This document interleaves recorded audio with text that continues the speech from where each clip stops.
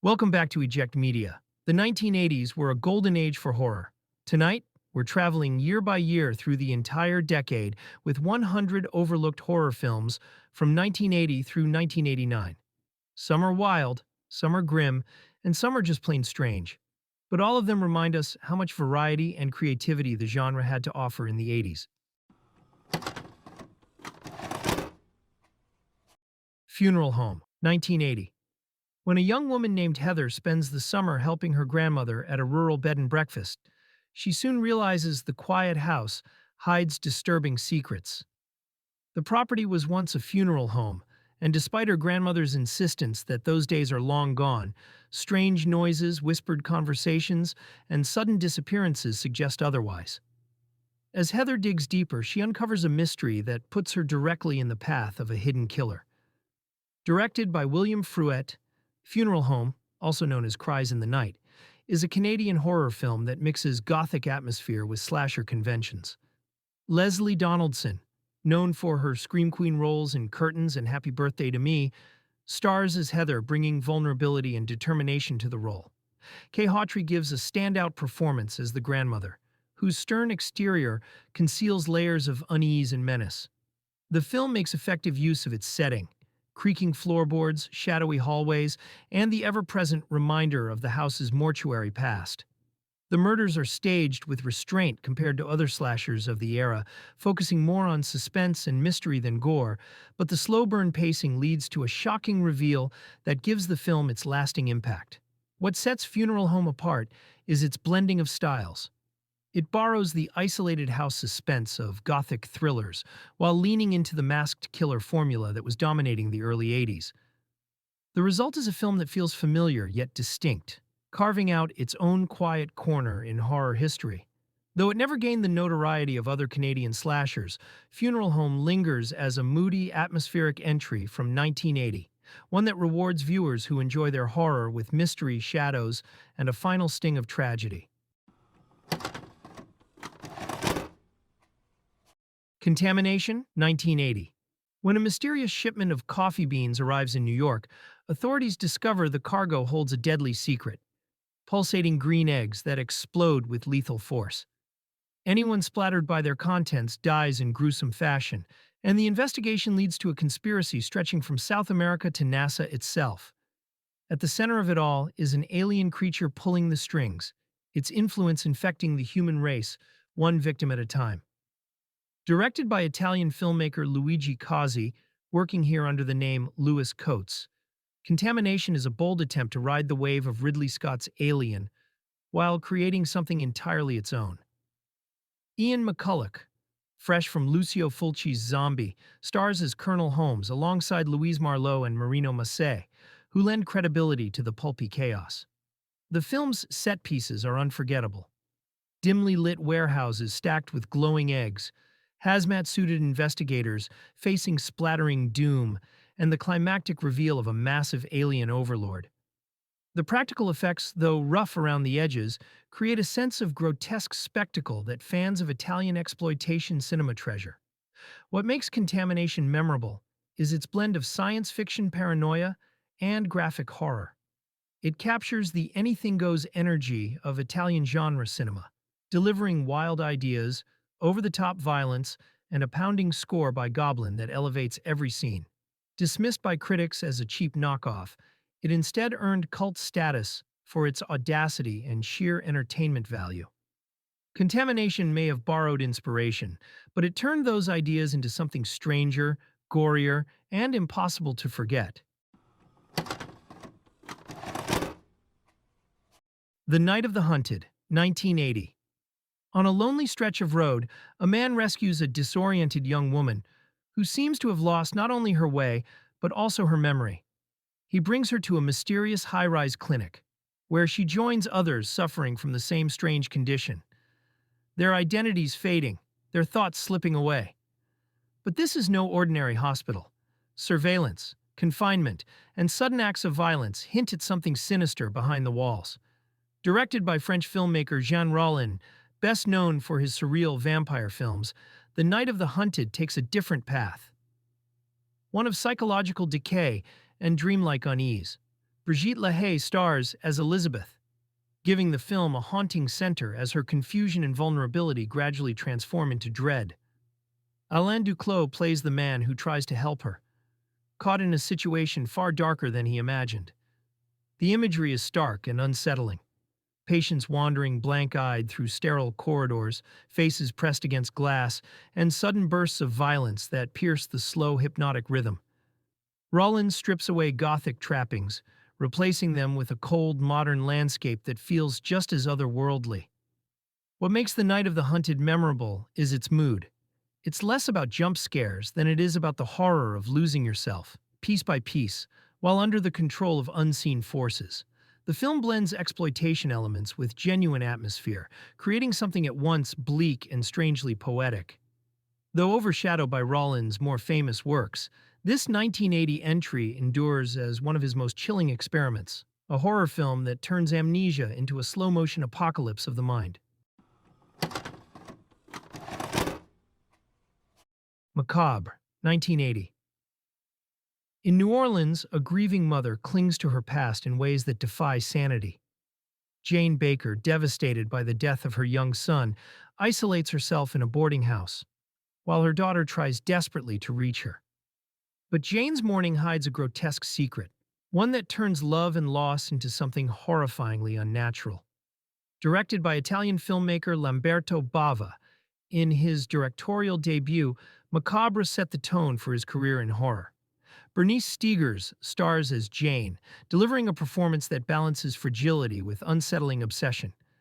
Stanko Molnar plays the blind landlord who begins to suspect what's happening in Jane's room, while Veronica Zinni takes on the role of the increasingly desperate daughter. The film thrives on atmosphere. The sweltering southern heat, the claustrophobic boarding house, and the slow unraveling of Jane's psyche. Unlike the splatter-driven Italian horrors of the time, Macabre leans on psychological unease and taboo-breaking imagery, saving its most shocking revelation for the finale. What makes Macabre stand out is its willingness to push boundaries. While the pace is deliberate, the payoff is unforgettable, cementing the film's reputation as one of the boldest Italian horror debuts. Bava shows a knack for tension and perversity, carving his own identity while nodding to his father, Mario Bava, the master of Italian Gothic cinema. Not as widely known as the later gore spectacles of the decade, Macabre lingers in memory for its unnerving portrayal of grief turned monstrous. It's a film that unsettles, not with jump scares, but with the chilling suggestion of how far someone might go to hold on to the dead. The Children, 1980.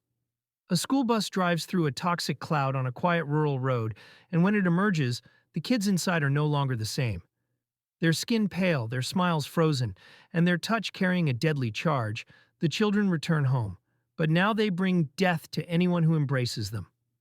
What should be a symbol of innocence becomes a nightmare, as parents and townsfolk realize that their own children are the killers. Directed by Max Kalmanowicz, The Children takes a low-budget concept and pushes it into shocking territory. The film stars Martin Shakar and Gil Rogers, with Gail Garnett giving a standout performance as a mother forced to confront the unthinkable. While the acting may be uneven, the premise is carried by its audacity and its willingness to go places that other horror films of the era avoided. The imagery is both absurd and disturbing. Tiny figures in school uniforms walking slowly across fields, their hands outstretched, bringing instant death to anyone they touch. The blackened fingernails of the children serve as a chilling visual marker, transforming something mundane into a symbol of horror. What makes The Children stick in memory is its exploitation-style courage to twist the most sacred bonds, family, safety, and trust, into the stuff of nightmares. It was never destined for mainstream success, but its VHS life turned it into a notorious cult title, remembered for both its camp value and its unsettling concept. Equal parts ridiculous and disturbing, The Children proves that sometimes the most frightening monsters are the ones you least expect, the ones sitting at your dinner table, waiting with open arms. Mother's Day, 1980. Three friends head into the New Jersey wilderness for a weekend reunion, expecting laughter and nostalgia. Instead, they stumble into the clutches of two deranged brothers and their sadistic mother, who rules over them with twisted devotion. What begins as a camping trip quickly spirals into a nightmare of cruelty, survival, and bloody revenge. Directed by Charles Kaufman and produced by Trauma Entertainment, Mother's Day is one of the most notorious exploitation films of its era. Beatrice Ponce delivers a chilling performance as the domineering matriarch, encouraging her sons to torment their captives in the name of family tradition. Nancy Hendrickson, Deborah Luce, and Tiana Pierce star as the women forced to endure the ordeal, bringing raw emotion to roles that shift from victimhood to resilience. The film blends brutality with biting satire, skewering consumer culture, family values, and the darker side of Americana. Its backwoods setting heightens the isolation, while the grim violence pushes boundaries even for the exploitation wave of the early 80s. What sets Mother's Day apart is the balance between shocking cruelty and moments of dark humor. Kaufman creates a film that's as grotesque as it is absurd, leaning into the extremes of horror while planting seeds of commentary beneath the blood and grime. Reviled by critics on release but embraced by cult audiences, Mother's Day remains a disturbing yet fascinating entry in 1980 horror. It's a film that dares viewers to look at family bonds twisted into something monstrous.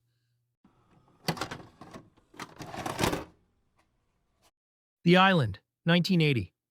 When journalist Blair Maynard sets out to investigate a series of mysterious boat disappearances in the Caribbean, he discovers the last thing he expected: a hidden colony of modern-day pirates. Descendants of 17th-century buccaneers, they live in isolation, raiding ships and leaving no survivors. But when Maynard and his young son are captured, the reporter must fight to survive and protect his child against a society ruled by blood and brutality. Directed by Michael Ritchie and based on the novel by Peter Benchley, author of Jaws, The Island blends adventure and horror with a savage edge. Michael Caine stars as Maynard, bringing intensity to the role of a father pushed to his limits, while David Warner delivers a chilling turn as the ruthless leader of the pirate clan. Their performances give weight to a story that could have easily veered into pulp, grounding the savagery with genuine stakes. The film is notable for its atmosphere: sunlit beaches that hide unspeakable violence, ramshackle pirate villages, and sudden bursts of bloodshed that shatter the tropical calm. Unlike traditional seafaring adventures, this is no swashbuckling fantasy, but a brutal vision of survival against a society frozen in time. Though it baffled critics and audiences on release, The Island has since found appreciation as a dark, offbeat thriller that dared to twist the adventure formula into something far more sinister. With its mix of sun-drenched beauty and shocking brutality, it stands as one of the more unusual horror hybrids of 1980. The Awakening, 1980. An archaeological dig in Egypt uncovers the tomb of Queen Kara, a mysterious figure shrouded in legend. When Egyptologist Matthew Corbeck insists on opening the tomb, he unleashes a curse that follows him home. Soon after, his daughter is born, and as she grows older, strange events suggest she may be carrying the spirit of the long-dead queen, a reincarnation bound to bring death and destruction. Directed by Mike Newell, who would later helm 4 Weddings and a Funeral, and Donnie Brasco, this early entry in his career takes inspiration from classic mummy tales, but blends them with a creeping psychological edge. Charlton Heston leads as Corbeck, bringing gravitas to a father unraveling under forces he cannot control, while Susanna York adds intensity as his increasingly estranged wife.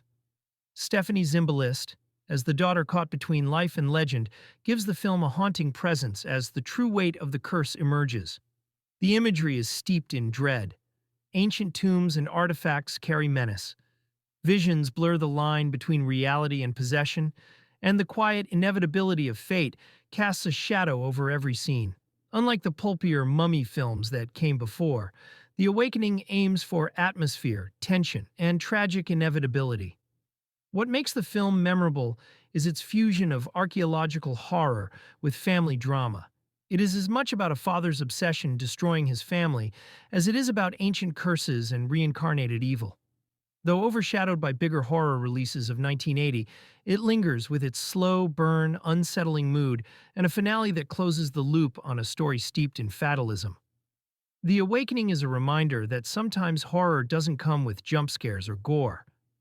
It comes from the weight of history, pressing down on the present until it breaks. The Boogeyman, 1980. As children, Lacey and Willie endured a night of terror when their abusive mother's boyfriend was murdered in front of a mirror. Years later, that shattered glass still carries a deadly curse. When the past is disturbed, something evil is released, a vengeful force that strikes anyone who dares to look too closely into the mirror's reflection. Directed by Uli Lommel, The Boogeyman combines supernatural horror with slasher-style carnage. Lommel, who would later become a prolific cult filmmaker, crafts an eerie atmosphere out of rural settings and domestic unease. Susanna Love stars as Lacey, a woman haunted by childhood trauma, while Nicholas Love portrays her brother Willie, carrying scars of his own. Their performances ground the film's outlandish premise in personal dread. The film's most striking device is its use of mirrors, ordinary household objects transformed into gateways for violence. Victims meet grisly ends through shards of reflective glass, each death staged with a surreal blend of slasher brutality and supernatural menace. The mirror becomes both a weapon and a symbol of the past, refusing to stay buried. What sets The Boogeyman apart is its fusion of styles. It borrows from possession tales, haunted house traditions, and the rising slasher trend, while adding its own strange energy. The pacing shifts between quiet, eerie unease and sudden shocking bursts of violence, keeping viewers unsettled. Though criticized for echoing elements of earlier films like Halloween and The Exorcist, it carved out a cult following thanks to its bold imagery and unique premise. With its unsettling score and off-kilter atmosphere, The Boogeyman remains one of those oddities from 1980 that feels both familiar and distinctly its own. The Ninth Configuration, 1980. In a remote castle converted into a military psychiatric hospital, a new commander arrives to restore order. Colonel Kane, played with quiet intensity by Stacy Keach, is tasked with treating a group of eccentric, often violent soldiers whose behavior blurs the line between madness and performance. As Kane delves deeper, his methods raise questions not only about the patients, but about his own past and identity. Written and directed by William Peter Blatty, author of The Exorcist, The Ninth Configuration is less a straightforward horror film and more a philosophical descent into the human soul. Blatty used the asylum setting as a stage for existential debates, surreal humor, and sudden violence. Alongside Keach, the cast includes Scott Wilson, Jason Miller, and Ed Flanders, each delivering layered performances that keep the tone shifting between absurdity and tragedy. The film is filled with memorable imagery. A man attempting to stage Hamlet with dogs in costume, sprawling monologues about faith and suffering, and stark contrasts between comedy and bleak horror. As Kane's carefully constructed exterior begins to crack, the story builds toward revelations that question the nature of sacrifice, sanity, and redemption. What makes The Ninth Configuration unforgettable is its ambition. It refuses to fit neatly into genre boxes, mixing war film, dark comedy, psychological horror, and theological exploration. The result is a strange, haunting work that lingers long after its final act. Overlooked on release but later hailed as a cult masterpiece, The Ninth Configuration stands as one of 1980's most daring and original entries, a film as unsettling in its ideas as it is in its imagery. The Funhouse, 1981. Tobe Hooper trades his Texas chainsaw for carnival frights in this gothic spin on the slasher formula. When four teenagers decide to spend the night in a traveling carnival's funhouse, they discover the painted smiles and mechanical laughter hide something far more sinister. Behind the scenes of this seedy attraction lurks a deformed killer, his carnival barker father, and family secrets that were never meant to see the light of day. What makes the Funhouse special is its commitment to atmosphere. Hooper transforms the carnival into a character itself, Every creaking ride, leering mechanical fortune teller, and grimy sideshow becomes part of a larger tapestry of unease. The film takes its time exploring this world of artificial joy, showing us both the gaudy public face and the rotting infrastructure behind it. The production design deserves special mention. Every frame is packed with carnival imagery that shifts from nostalgic to nightmarish. Mechanical clowns laugh endlessly in the darkness. Stripped-down animatronics twitch with unnatural life, and the funhouse itself becomes a maze of twisted mirrors and false exits. It's like Ray Bradbury's Something Wicked This Way comes crossed with a fever dream. The killer himself is a masterwork of practical effects, combining elements of classic movie monsters with carnival grotesquerie. Unlike other slashers of the era, the reveal of his face isn't just a shock moment. It's tied to deeper themes about appearance, family, and the masks we all wear. The father-son relationship adds layers of tragedy to the horror, suggesting cycles of abuse hidden behind the carnival's bright lights. Elizabeth Berridge brings depth to our final girl, creating a character who's both vulnerable and resourceful. The film subverts expectations by making her curiosity about the carnival's dark side part of what drives the story forward. Meanwhile, veteran character actor Kevin Conway delivers a memorable performance as the Barker, walking the line between showman and monster. The Funhouse proves that sometimes the scariest places are the ones designed to make us laugh, and that behind every painted smile lurks the potential for genuine horror. Dead and Buried, 1981. Welcome to Potter's Bluff, where the tourists keep dying, but the town's population somehow stays the same.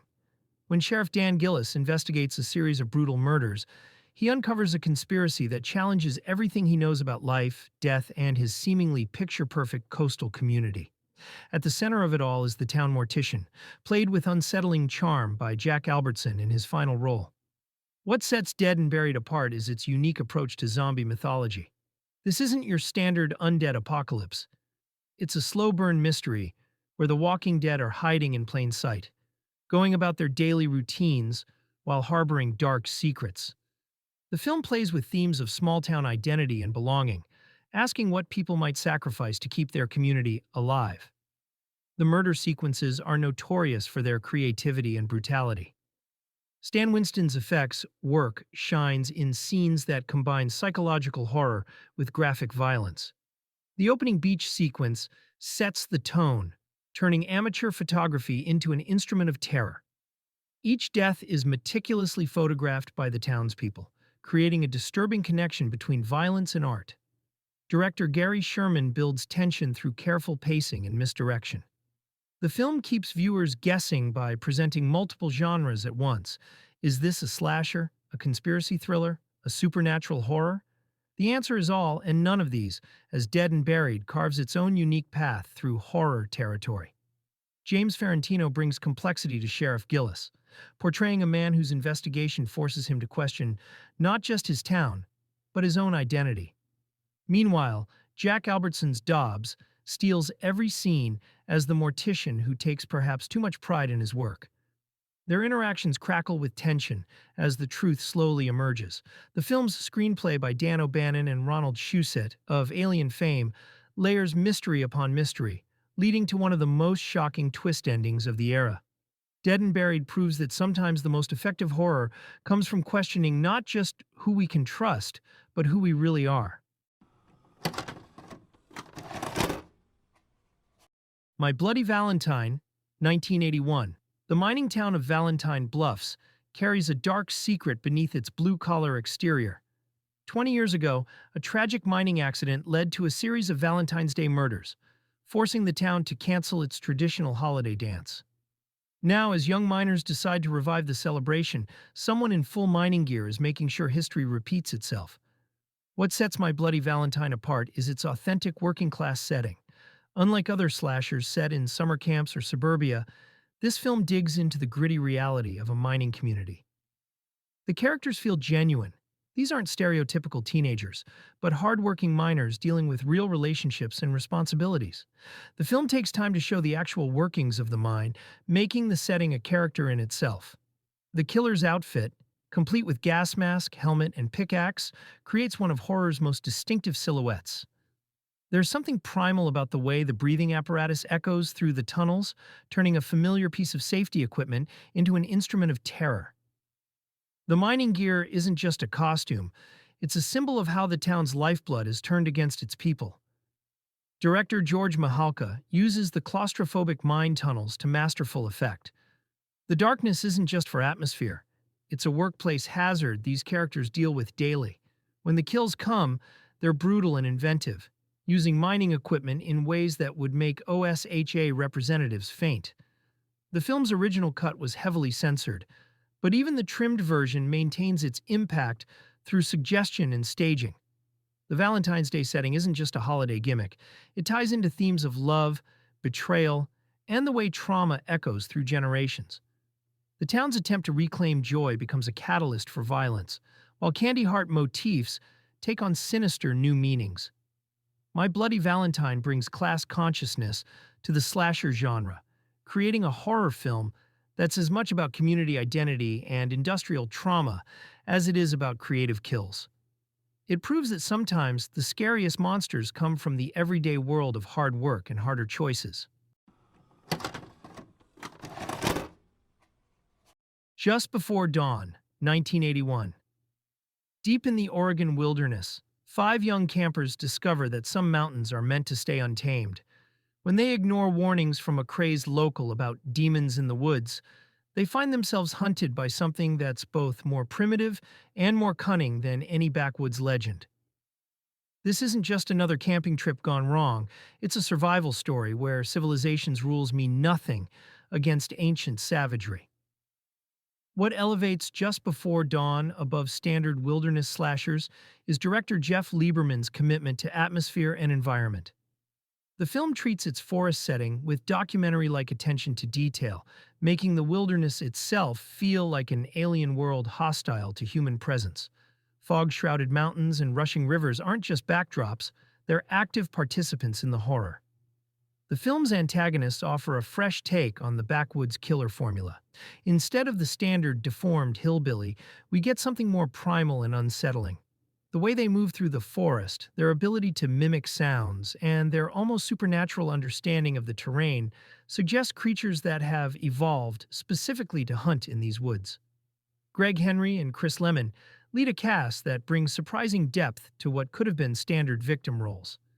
Their characters feel like real outdoor enthusiasts who make mostly sensible decisions, which makes their situation even more terrifying when those sensible decisions prove useless against an enemy that doesn't play by civilized rules.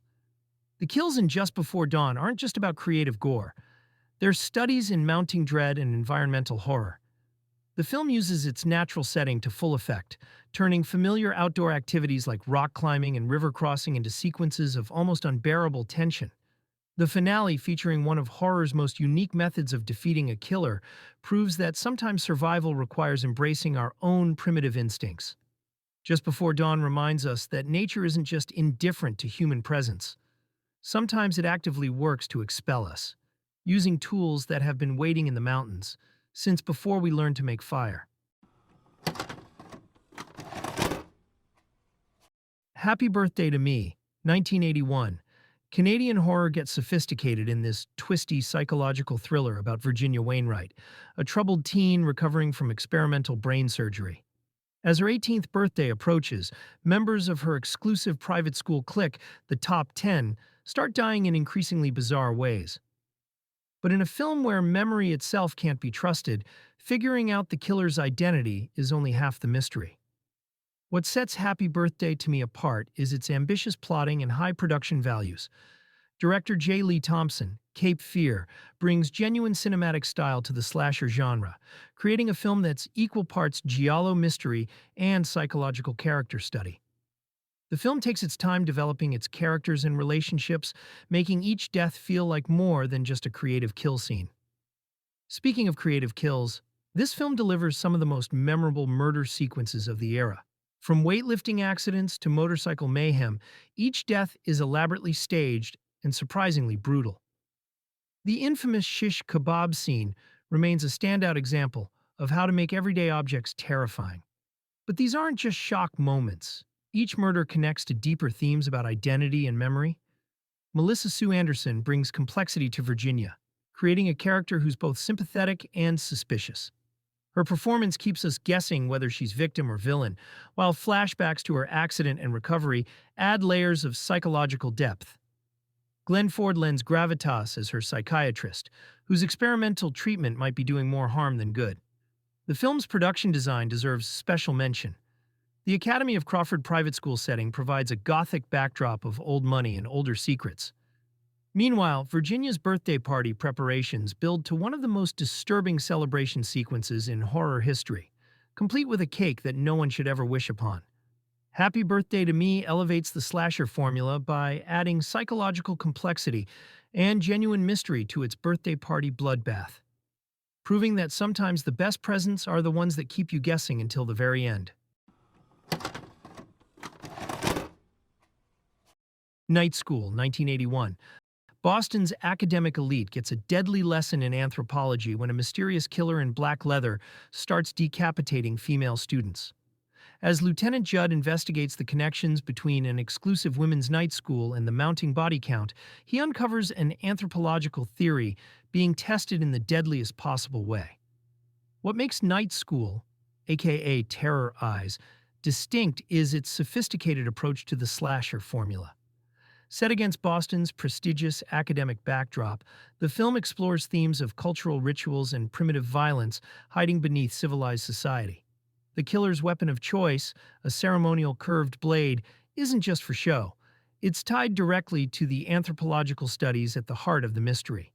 Rachel Ward makes her film debut as Eleanor, bringing both intelligence and ambiguity to her role as a teaching assistant, whose expertise in primitive cultures becomes increasingly relevant to the investigation.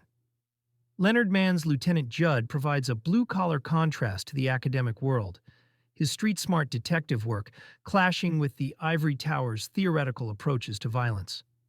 Director Ken Hughes, known primarily for sophisticated British thrillers, brings an unusual polish to the proceedings. The film's murder sequences are staged with clinical precision rather than exploitation-style excess. Each decapitation is treated almost like a ritual, with the heads later discovered floating in water, a detail that proves significant to the killer's methodology. The Boston setting is used to full effect, contrasting historic architecture with modern violence. Night School captures both the prestigious universities and the working-class neighborhoods, creating a complete picture of a city where old-world education meets new-world savagery. The night scenes in particular have a fog-shrouded quality that recalls Italian giallo films. Night School proves that sometimes the most dangerous theories are the ones that escape the classroom, and that studying primitive rituals doesn't make you immune to primitive impulses. The Beyond, 1981. Lucio Fulci's masterpiece of metaphysical horror takes us to a Louisiana hotel built over one of the seven gates of hell. When Liza inherits the Seven Doors Hotel, she unknowingly inherits a legacy of supernatural violence that blurs the lines between our world and the next. As reality begins to unravel, she discovers that sometimes the gateway to hell is a fixer-upper with really bad plumbing. What makes The Beyond unique is its dreamlike approach to horror. Fulci abandons traditional narrative logic for a series of increasingly surreal sequences where cause and effect become meaningless. The hotel exists in multiple times and spaces at once, where opening a door might lead you to a flooded basement, a gothic library, or directly into hell itself. The film's violence is both extreme and artistic. Each death scene is choreographed like a grotesque ballet, with Fulci's infamous eye trauma fetish taken to new heights. But these aren't just shock moments. They're part of a larger tapestry where the human body itself becomes unreliable, subject to supernatural forces that treat flesh like clay. Katrina McCall brings a grounded presence to Liza, serving as our anchor in a world gone mad. Her performance helps sell the gradual dissolution of reality, as she moves from practical concerns about hotel renovation to cosmic horror about the nature of existence itself.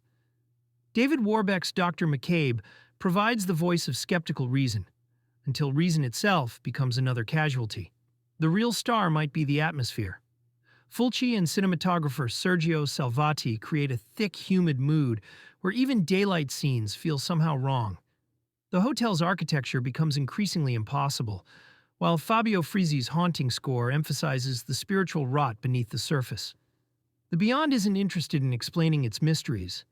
Instead, it presents horror as a form of dark poetry, where logic gives way to nightmare, and even death might not be an escape from the horrors that await beyond the seven doors. The Prowler, 1981. The Prowler brings World War II trauma into small-town America with chilling results. When the sleepy town of Avalon Bay decides to hold its first graduation dance since 1945, they unleash a killer who's been waiting 35 years to recreate his first murderous rampage. Dressed in full military gear and armed with a pitchfork, this Prowler turns the celebration into a night of methodical revenge. What makes the Prowler stand out is its historical context and atmosphere. The film opens with actual World War II footage and a Dear John letter that sets up our killer's motivation. This isn't just another masked slasher, it's a story about how war trauma and betrayal can fester across generations. The killer's military outfit and weapons aren't just costume choices, they're remnants of real-world horror brought home. Tom Savini returns to deliver some of his most brutal and realistic effects work. The kills in The Prowler are notorious for their unflinching intensity, from the infamous shower scene to the underwater discovery that still makes audiences gasp. These aren't just creative deaths, they're executed with a military precision that fits the killer's background. Director Joseph Zito brings a sophisticated eye to standard slasher setups. The film's use of location is masterful, turning the small town's empty streets and shadowy buildings into a hunting ground.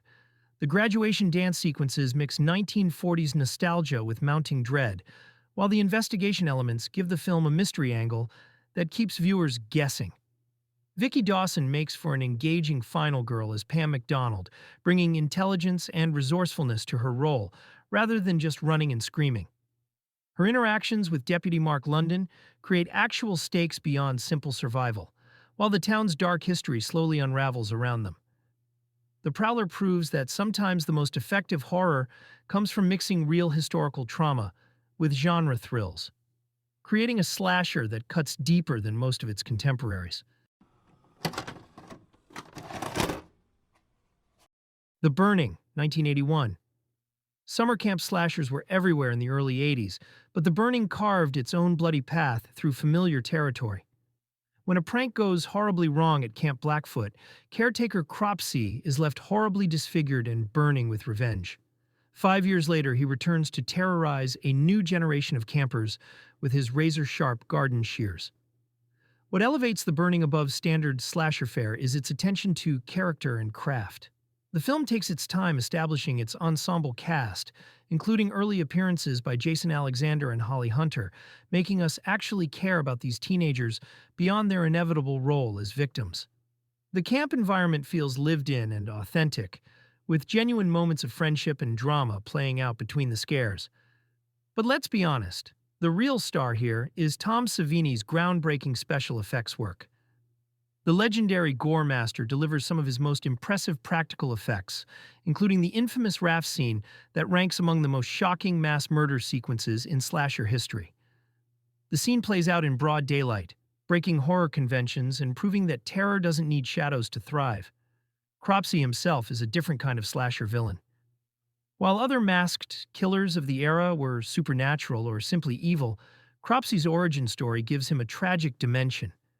His burns and disfigurement come from a prank gone wrong, making him both victim and villain.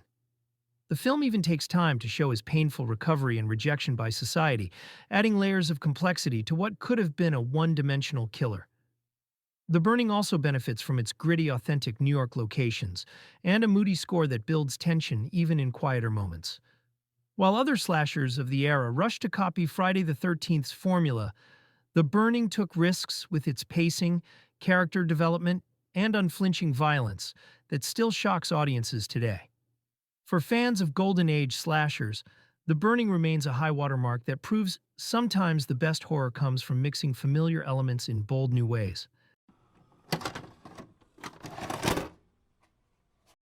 Hell Night, 1981. College hazing takes a deadly turn when four pledges are locked inside Garth Manor for an all-night initiation. The sprawling Victorian estate comes with quite a history. 12 years ago, the owner killed his deformed children before taking his own life. But as our unfortunate students discover, some family reunions never truly end.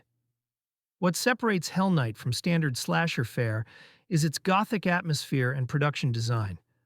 Trading typical teen hangouts for a genuine gothic mansion gives the film a classic horror feel. The setting is a character itself, all creeping vines, secret passages, and candlelit corridors that would make Vincent Price feel at home. The film takes its time establishing the layout, making the house's geography a crucial part of the survival game.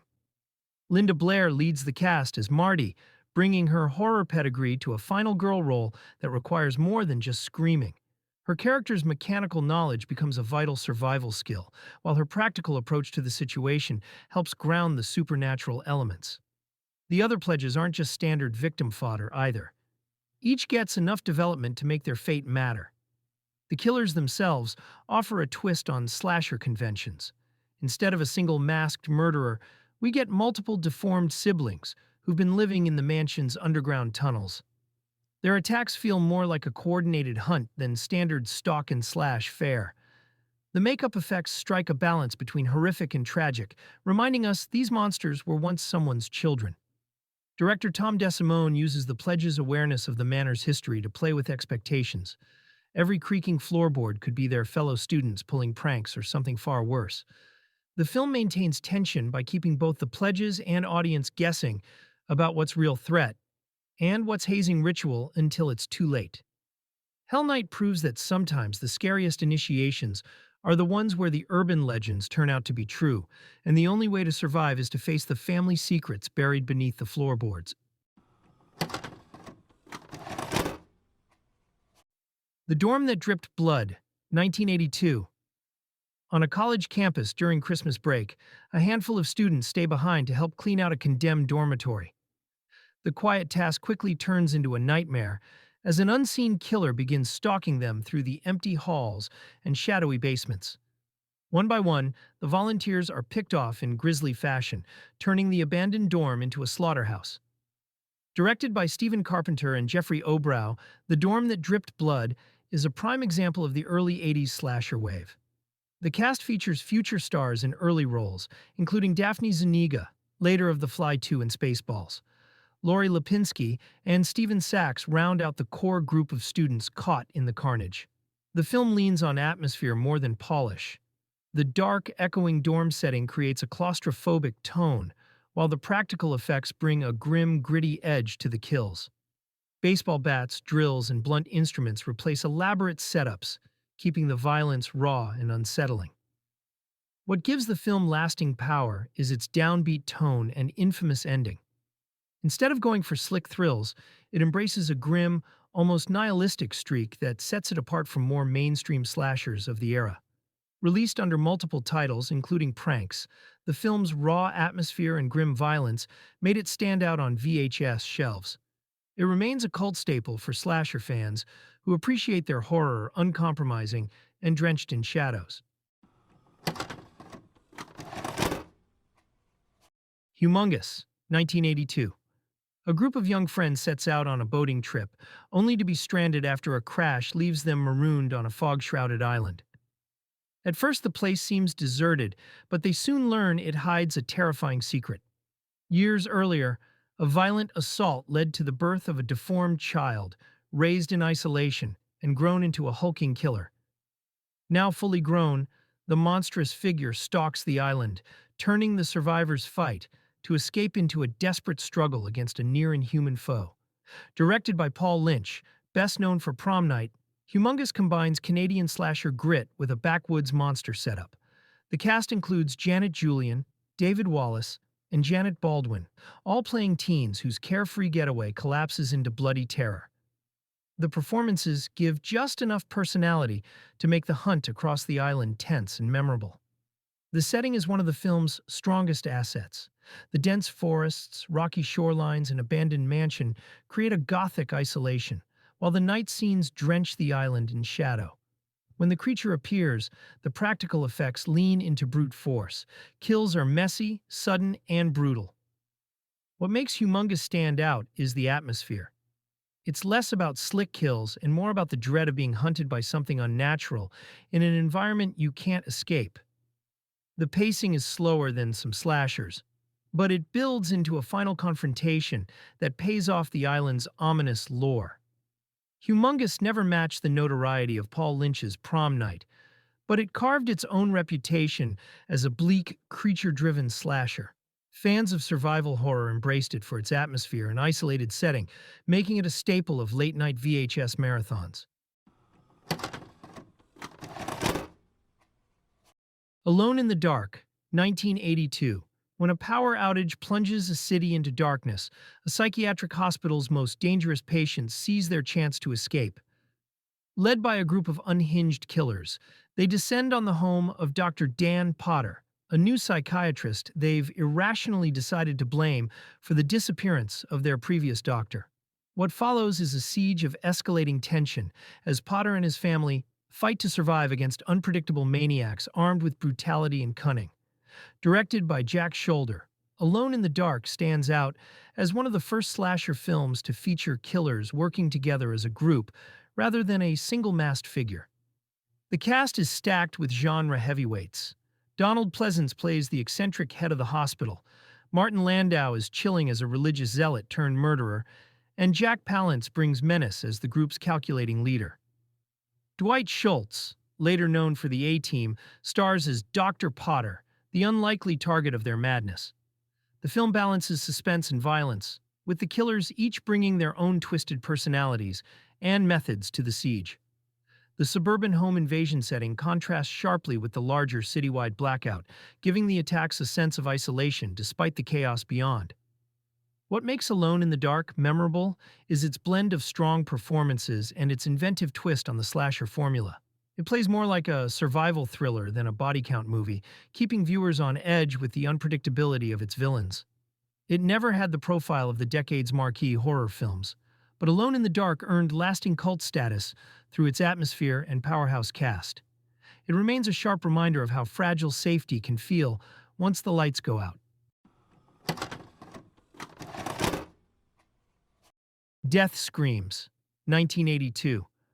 In a small southern town, a local fair brings together teens, couples, and townsfolk for a night of fun. But when the lights go down and the crowds disperse, something far more sinister begins. A mysterious killer stalks the shadows, targeting the young and unwary in brutal fashion. The community's quiet riverbanks and back roads turn into hunting grounds, and by the time morning comes, the night has left more than screams behind. Directed by David Nelson, Death Screams is a regional slasher that captures the raw, unpolished energy of early 80s horror. The cast includes Susan Kiger, a former Playboy playmate, and Martin Tucker, giving the film both local charm and a mix of amateur and seasoned performances that enhance its offbeat appeal. The kills, while sometimes rough around the edges, are staged with creativity, including rope traps, knives, and riverside ambushes.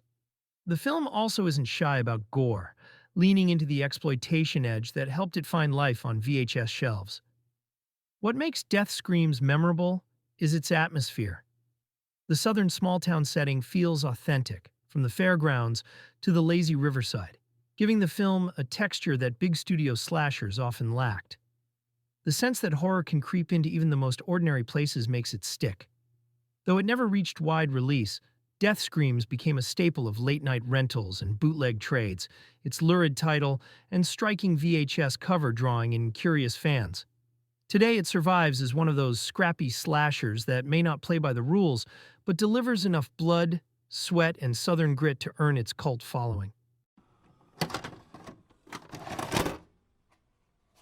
The Living Dead Girl, La Morte Vivante, 1982. In the French countryside, toxic chemicals dumped into a crypt disturb the grave of a young woman named Catherine. When she rises from the dead, she isn't a mindless ghoul but a tragic figure, alive yet cursed, with an unquenchable thirst for blood.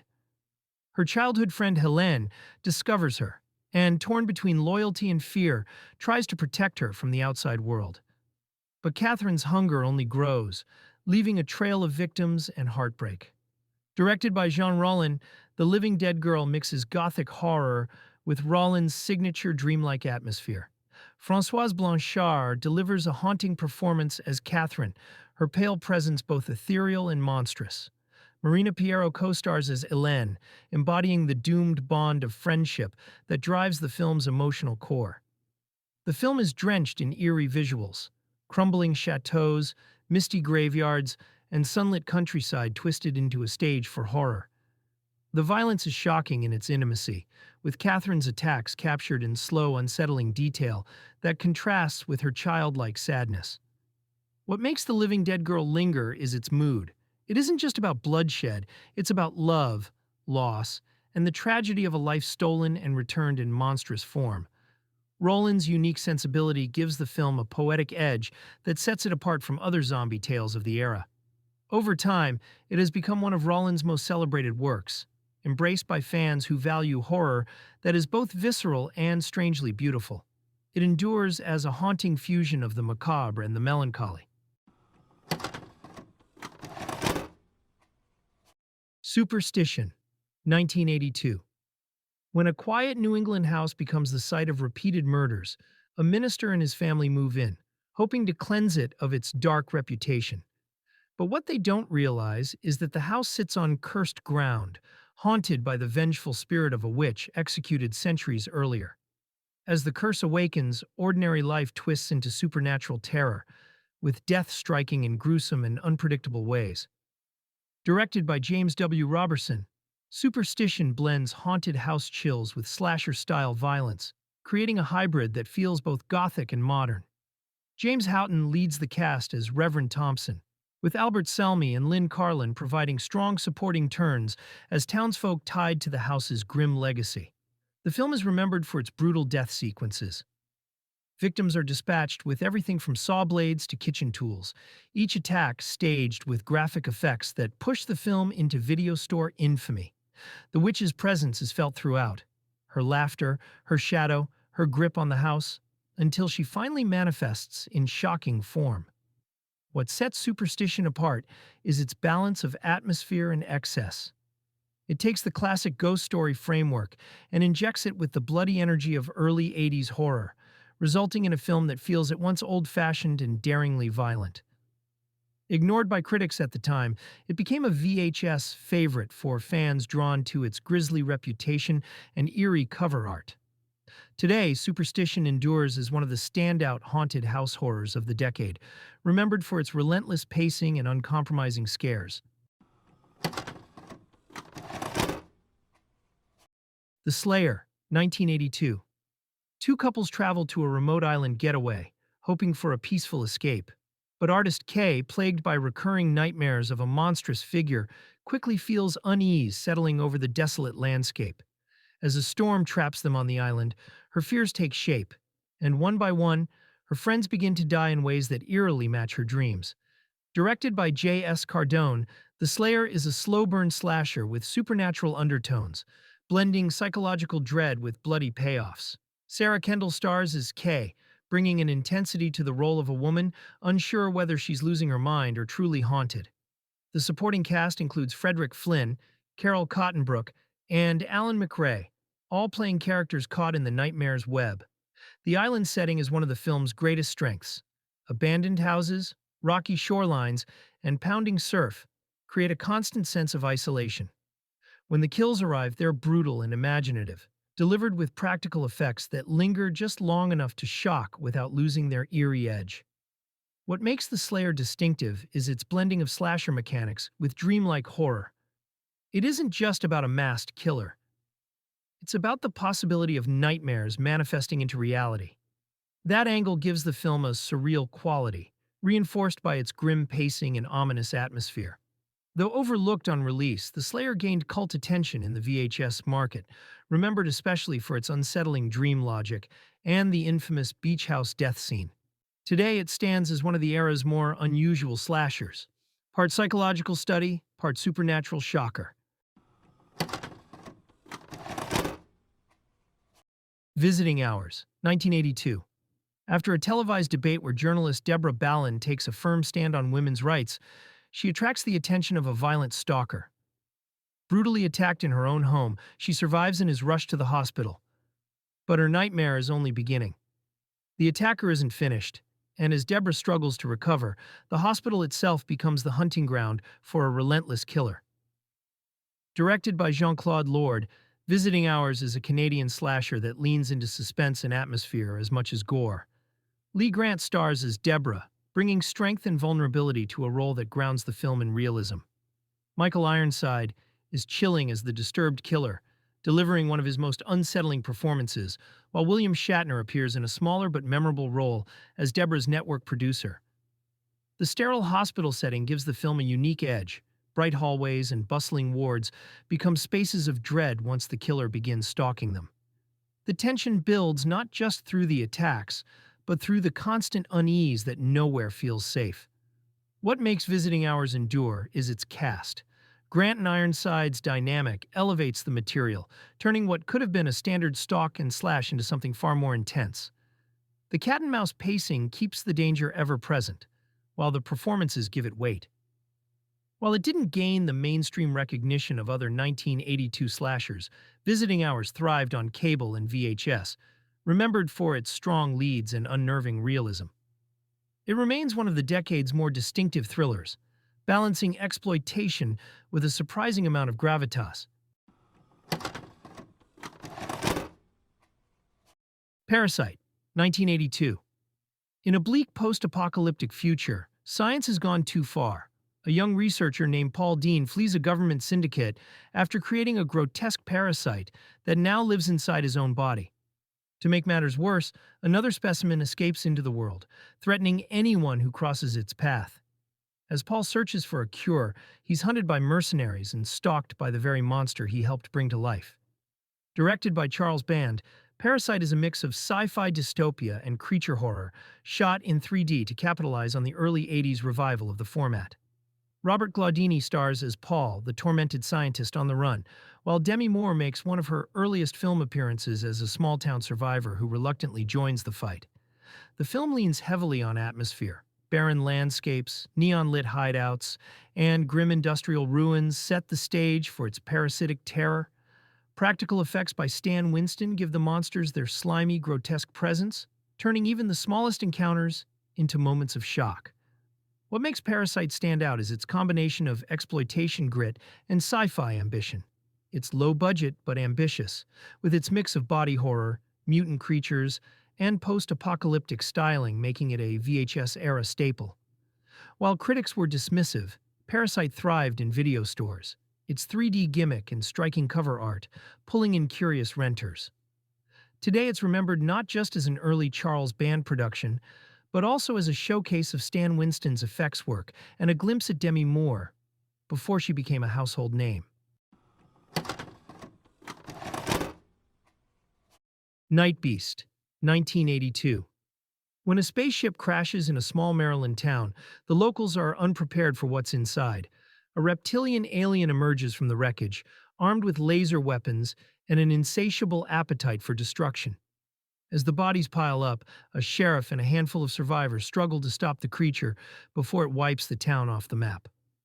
Directed by Don Dohler, Nightbeast is a no-budget sci-fi horror that became a staple of regional filmmaking. The cast includes Tom Griffith as Sheriff Cinder, leading the charge against the extraterrestrial menace, with Anne Frith and Jamie Zemerel rounding out the human side of the fight. What the film lacks in budget, it makes up for in enthusiasm. The alien is brought to life with rubber-suit practical effects and laser-blasting pyrotechnics that give the attacks a pulpy energy. The film also features an early music score contribution from J.J. Abrams, adding another layer of curiosity to its legacy. The charm of Nightbeast lies in its scrappy ambition.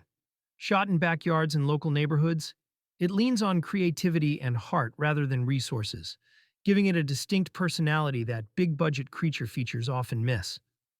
While it never reached theaters nationwide, Nightbeast thrived on late-night TV and VHS rentals, where its mix of gore, camp, and sci-fi mayhem made it unforgettable for fans who stumbled across it. It remains a cult favorite, celebrated as a true outsider horror film that turned limitations into a badge of honor.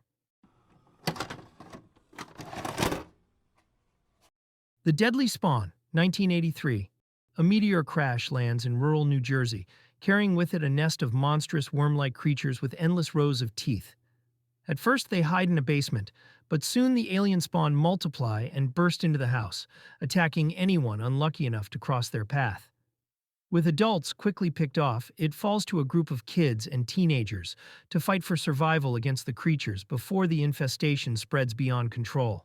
Directed by Douglas McKeown, The Deadly Spawn is a landmark in independent horror, made for almost no money, but packed with imagination.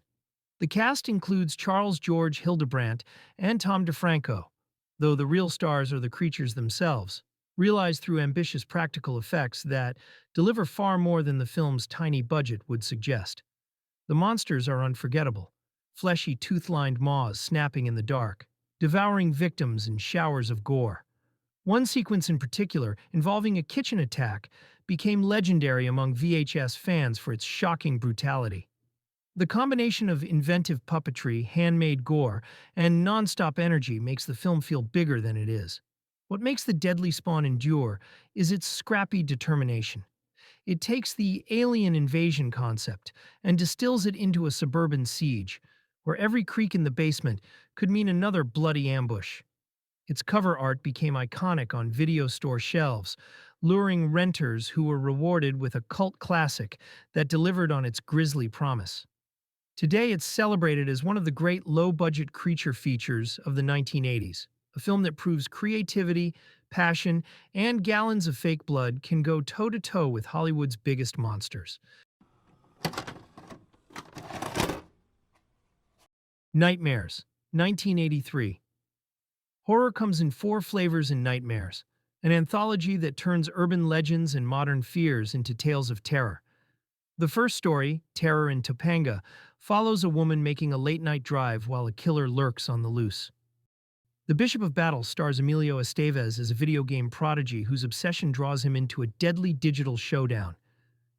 In The Benediction, Lance Henriksen plays a priest battling both his shaken faith and a demonic black truck that stalks him across the desert. And finally, Night of the Rat pits a suburban family against a monstrous rodent haunting their home. Directed by Joseph Sargent, the film's strength lies in its variety and cast. Alongside Estevez and Henriksen, you'll see Christina Rains, Richard Masur, and Veronica Cartwright, each bringing weight to their respective segments. Every story has a distinct flavor, from suspenseful stalker tale to neon-soaked tech nightmare to spiritual warfare on the open road, and finally a straight-up creature feature. The production values are surprisingly high for an anthology, with strong cinematography and practical effects that make each segment stand out. The video game story in particular has become a cult favorite, both for its arcade aesthetic and for predicting the darker side of virtual reality long before it became mainstream. Though uneven, Nightmares thrived on VHS by offering 4 different scares in one package, making it a popular rental for horror fans looking for variety. Today, it's remembered as a time capsule of early 80s experimentation, mixing urban myths, moral dilemmas, and creature thrills into a single cult film. Sweet 16, 1983. When Melissa Morgan arrives in a small Texas town, she immediately turns heads. But her sudden appearance also coincides with a string of brutal murders, leaving the community torn between desire, suspicion, and fear. As tensions rise, the mystery deepens. Is Melissa an innocent victim, or is she tied to the violence that stalks the town? Directed by Jim Sotos, Sweet 16 mixes slasher elements with a small-town murder mystery. Alyssa Shirley plays Melissa with a mix of allure and vulnerability, while Dawn Stroud takes the role of the sheriff trying to hold the town together. Supporting performances from Bo Hopkins and Susan Strasberg add gravitas, grounding the film with veteran talent. The movie thrives on its contrasts, teenage romance and flirtation colliding with sudden bloody violence. Its Texas setting gives it a dusty, rural feel, setting it apart from the suburban slashers dominating the early 80s. At the same time, the film uses its mystery structure to keep viewers guessing, balancing slasher tropes with whodunit suspense. What makes Sweet 16 stand out is its willingness to tackle darker undercurrents beneath its surface. Prejudice, family secrets, and the danger of small-town gossip all ripple beneath the killings, giving it more layers than many slashers of the era. On VHS, the striking title and mix of familiar faces made it a steady rental for horror fans. While not as famous as its peers, it's endured as an intriguing hybrid, part slasher, part mystery, and part Southern Gothic, remembered today as one of the more unique entries in the crowded early 80s horror landscape. Bloodbeat, 1983. Deep in the Wisconsin countryside, Sarah travels home with her boyfriend for Christmas, expecting a quiet family holiday. Instead, she discovers an unsettling presence lurking in the woods and within herself. As tensions rise inside the house, Sarah begins experiencing psychic episodes that connect her to a murderous samurai spirit, which manifests to slaughter anyone who crosses its path. Directed by Fabrice Ange Zafiratos, Bloodbeat is one of the strangest horror films of the 1980s. Shot in America by a French filmmaker, it stars Claudia Payton as Sarah, Helen Benton as her unnerved mother, and Terry Brown as her increasingly desperate boyfriend. Together, they're caught in a story that mixes Midwestern realism with bizarre, supernatural imagery. The film's dreamlike quality makes it especially unnerving. Long stretches of stillness are interrupted by sudden bursts of psychic violence, with glowing auras, shrieking audio cues, and surreal gore effects that feel ripped from another dimension. The samurai spirit, clad in armor, feels completely out of place in a rural American setting, which is exactly why it lingers in memory. Though confusing to many on release, Bloodbeat built a cult following on VHS as a "what did I just watch" discovery. Its fusion of Christmas setting, psychic powers, and spectral samurai remains unique in horror history. Love it or hate it, it stands as a one-of-a-kind artifact of the 80s experimentation, where regional filmmaking and international influence collided in the strangest way possible. A Blade in the Dark, 1983, Bruno, a young composer, takes up residence in a secluded villa to write the score for a horror film. At first, the isolation seems ideal, but the villa holds secrets of its own. One by one, people around him are brutally murdered, each death tied to the house's hidden past. With every discovery, Bruno realizes he's trapped inside a real-life horror story, with a killer who could be watching his every move. Directed by Lamberto Bava, A Blade in the Dark pushes the Italian giallo tradition into bloodier territory, blending mystery with explicit slasher violence. Andrea Occhipinti stars as Bruno, whose growing paranoia mirrors the audience's, while Valeria Cavalli and Stanko Molnar appear among the colorful cast of potential victims and suspects. What makes the film stand out is its stylization. The villa's twisting staircases, shadowy corners, and blood-red lighting create an almost theatrical space for the murders to unfold. The kills are drawn out and vicious, each one filmed with an unflinching eye that lingers on the brutality.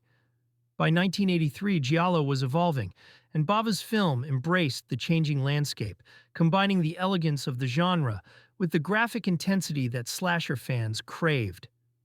On VHS, its lurid title and shocking cover art made it a must-rent, rewarding viewers, with a story that blurred the line between cinema and reality.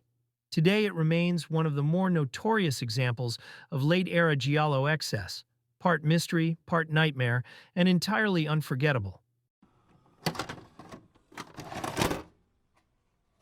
Spasms, 1983.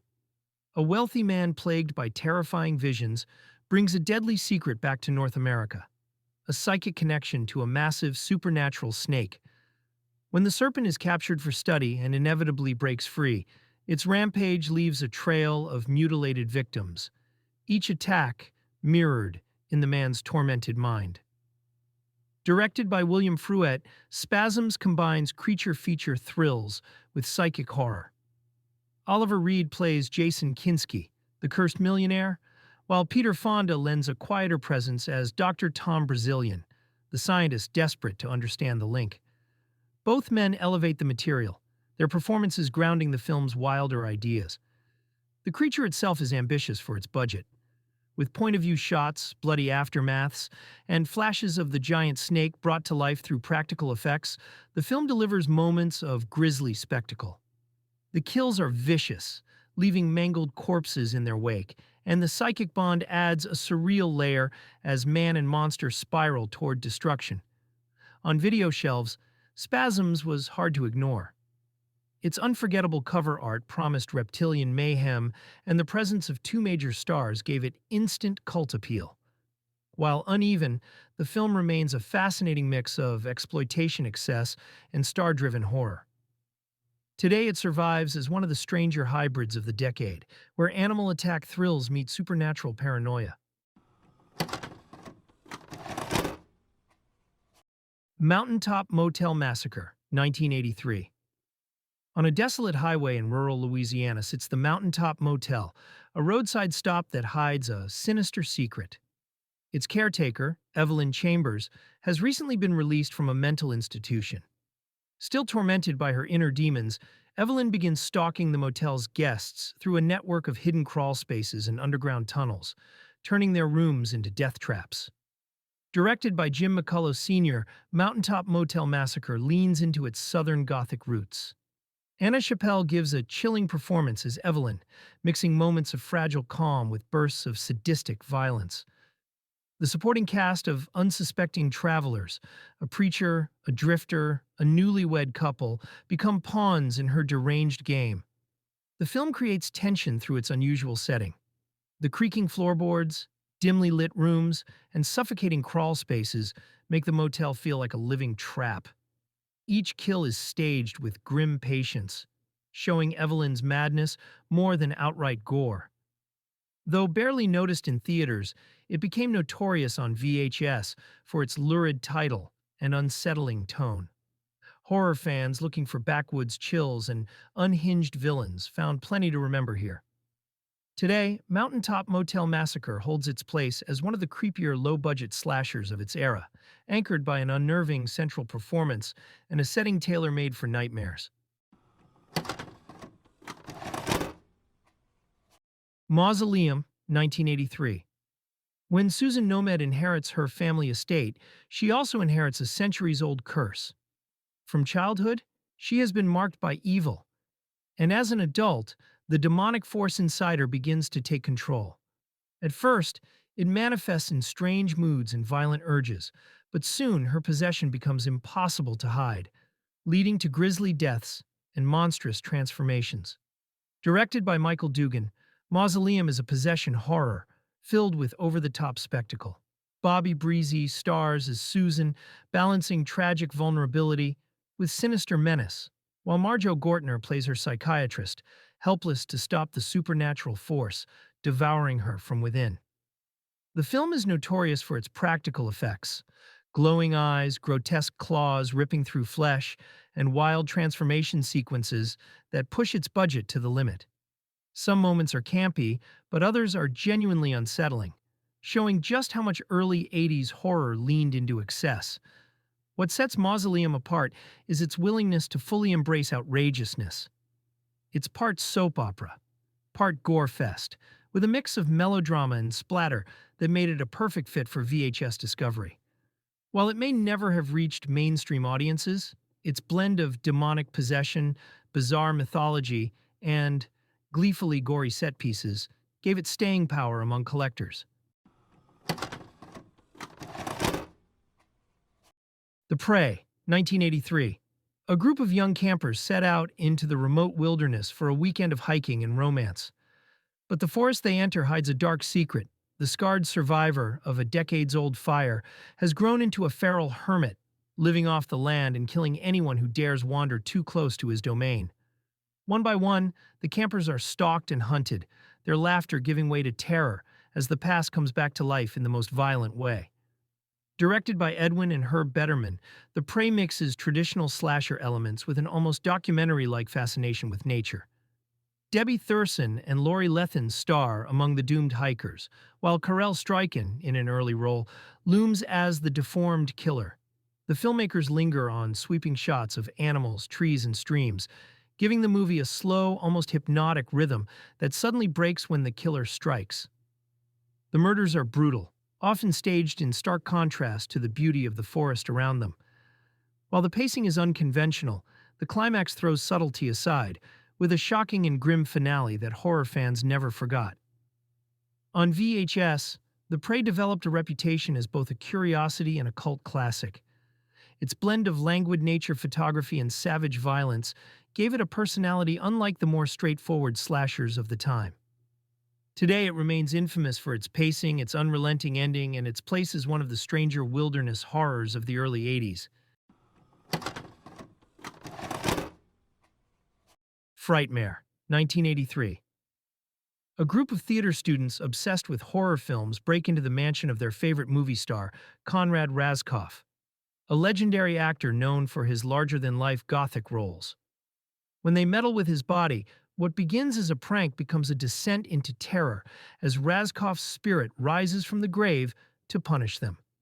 Directed by Norman Thaddeus Vane, Frightmare is both a love letter to classic horror and a cautionary tale about fandom gone too far. Veteran actor Ferdinand Maine brings gravitas as Razkoff, oozing menace even in death. Luca Bercovici and Nita Talbot join the ensemble as the reckless students, who quickly regret their trespass. The film's power lies in its mix of gothic style and modern slasher mechanics. Creaking coffins, mausoleums, and theatrical sets become weapons of fear, while the kills are staged with macabre showmanship befitting a master actor.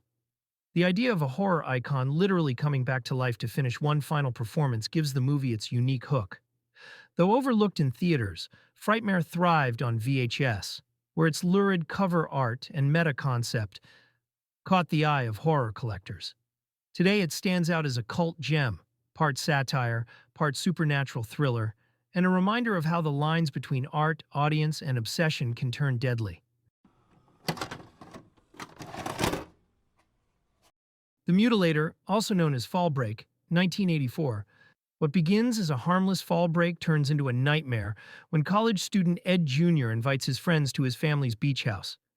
The group expects a weekend of relaxation, but lurking in the shadows is Ed's estranged father, driven mad by grief after a tragic accident years earlier.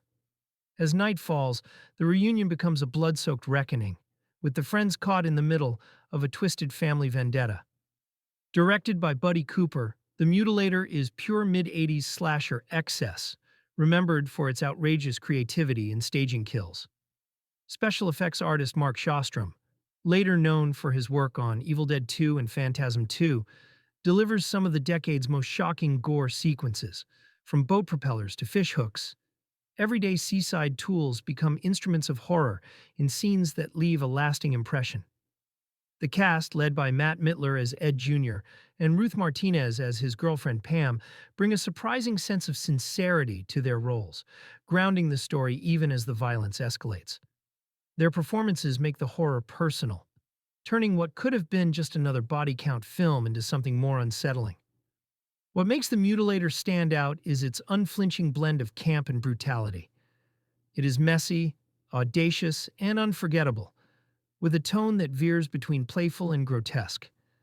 And with its bizarrely cheerful theme song, it captures the strange contradictions that make so many slashers of the era fascinating.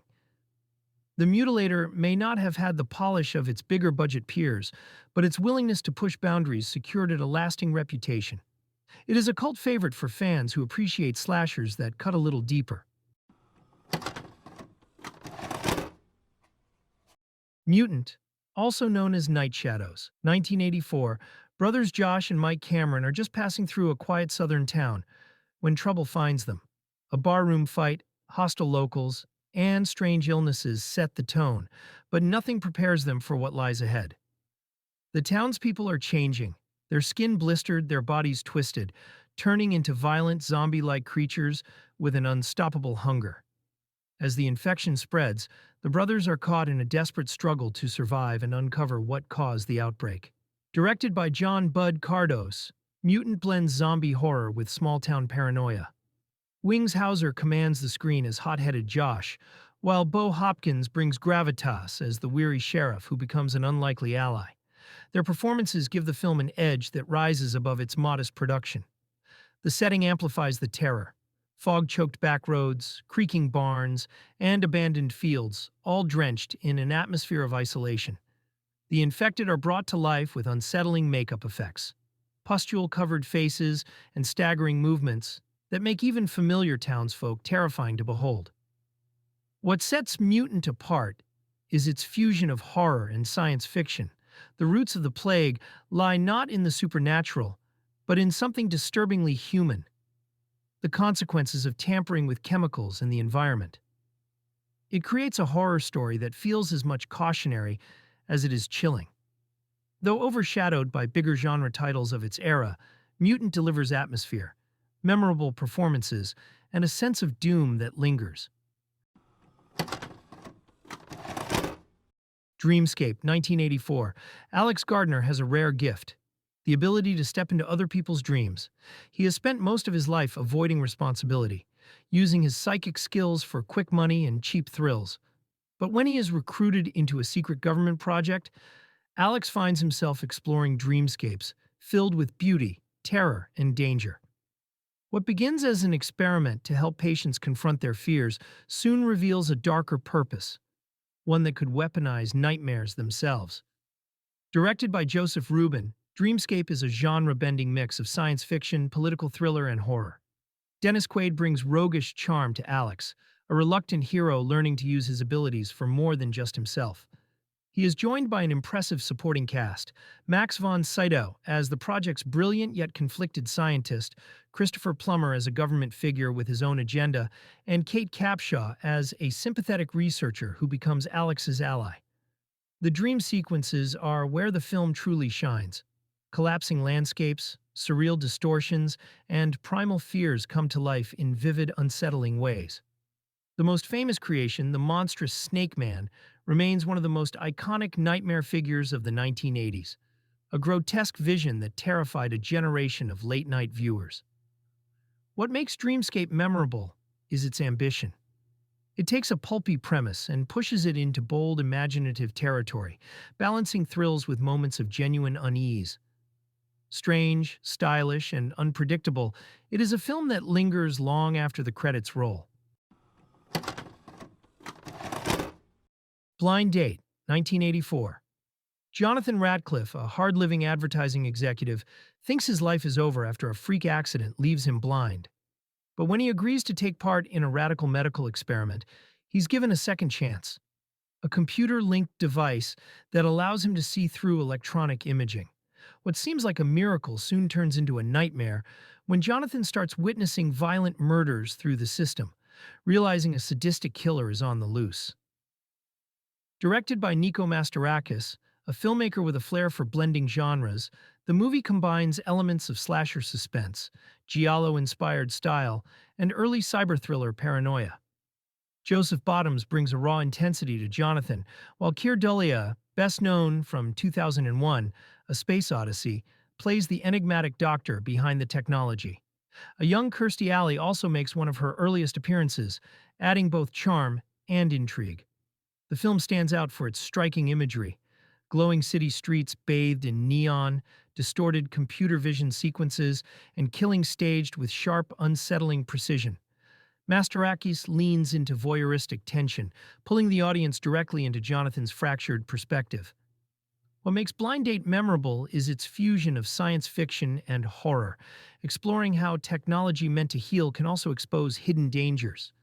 It's stylish, unnerving, and just strange enough to leave a lasting impression.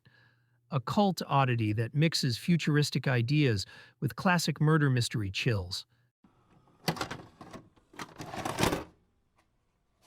The Initiation, 1984. For Kelly Fairchild, college life takes a dangerous turn when she pledges a sorority. The initiation ritual seems simple enough: sneak into her family's department store after hours with her fellow pledges.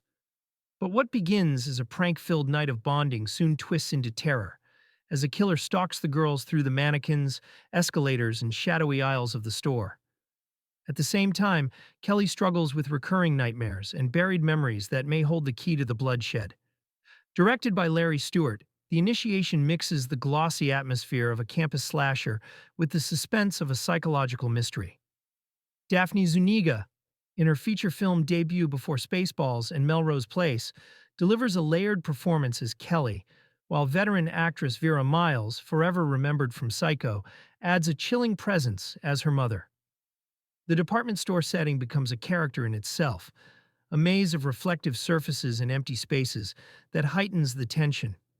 The kills are staged with creativity, but it is the unraveling of Kelly's past that gives the story its sharpest edge, culminating in revelations that set it apart from more straightforward slashers of the era. What makes The Initiation stand out is how it balances slasher thrills with family secrets and dreamlike unease. It offers blood, suspense, and a surprising emotional core, proving that even in a crowded decade of slashers, some films manage to carve their own memorable identity. Rats, Night of Terror, 1984. 100 years after nuclear war has devastated the Earth, scattered survivors roam the wastelands in search of shelter. A gang of scavengers stumbles upon what looks like salvation, an abandoned scientific facility stocked with supplies. But their relief turns to horror when they discover the place already has occupants. Swarms of hungry, mutated rats that are faster, smarter, and far deadlier than they imagined. Directed by Bruno Mattei under one of his many pseudonyms, the film embodies his trademark blend of pulp and shock. Ottaviano Dell'Acqua and Massimo Vanni lead the cast of hardened survivors, their bravado quickly crumbling as the rats tighten their grip on the group. The production leans heavily on sheer numbers, dozens of writhing, squealing rodents flooding rooms, climbing bodies, and swarming victims in ways that feel chaotic and relentless. The set pieces are outrageous, from grisly attacks in dark corridors to close-up shots of teeth sinking in. Mattei keeps the pace fast and brutal, pushing every scene toward excess. And just when the film seems to have gone as far as it can, it delivers an ending so bizarre and audacious that it redefines the phrase last-minute twist. What gives Rats, Night of Terror its staying power is its sheer audacity. It is unapologetic, wild, and gleefully over the top, a post-apocalyptic nightmare that doesn't hold back. For fans of Italian exploitation cinema, it remains one of the most infamous and unforgettable entries of the era. Silent Madness, 1984. A clerical mistake at a psychiatric hospital sets a killer loose, his release covered up by administrators more interested in hiding the error than protecting the public. His path of violence leads straight to a college sorority, where the young women inside become the next targets. Psychiatrist Joan Gilmore, played by Belinda Montgomery, discovers the truth and goes undercover to stop the murders before it is too late. Silent Madness stands out as one of the few slashers of its decade shot and released in 3D.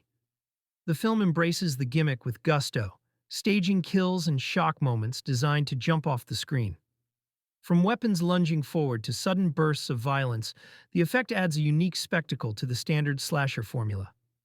Belinda Montgomery brings strength and determination to Joan, a heroine who refuses to let bureaucracy stand in her way. She is matched by veteran actress Vivica Lindfors, who commands every scene as the menacing Dr. Kruger. Their performances elevate the story beyond its body count, giving the film a sharper edge. The sorority house setting provides classic slasher tension, darkened hallways, tight staircases, and frightened students with nowhere to run. The kills are imaginative, but it is the conspiracy element beneath them that gives the film its identity. What keeps Silent Madness memorable is its mix of exploitation thrills and committed performances. It is equal parts lurid and inventive, a slasher that delivers both spectacle and atmosphere. Invitation to Hell, 1984. Matt Winslow thinks he has found the perfect life. A new job at a cutting-edge tech company brings him, his wife, and their children to a polished suburban community. But there is one catch. Everyone insists that the family join the local country club. At first, it seems like harmless peer pressure, until Matt realizes the club is hiding something far more sinister, and membership might cost his family everything. Directed by Wes Craven, the film delivers suburban horror with a supernatural twist.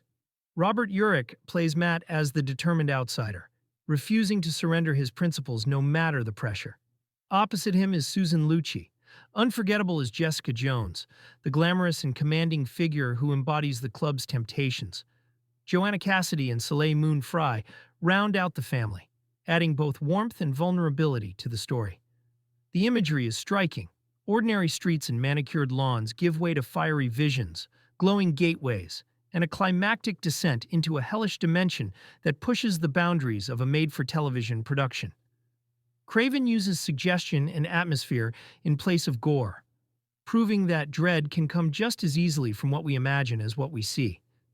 What makes Invitation to Hell memorable is the way it twists the comforts of suburban life into a trap. Beneath the polished smiles and promises of success lurks a nightmare that feels inescapable once you've stepped too close.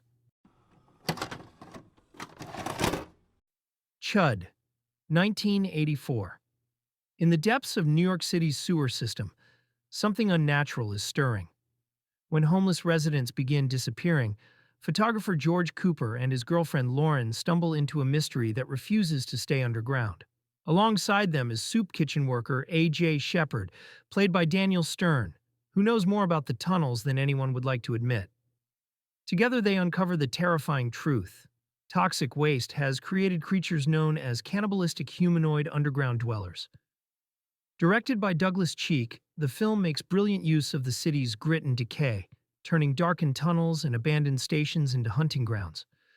The cast brings surprising weight to the outlandish premise, with John Hurd and Kim Greist grounding the story while Daniel Stern adds both humor and urgency.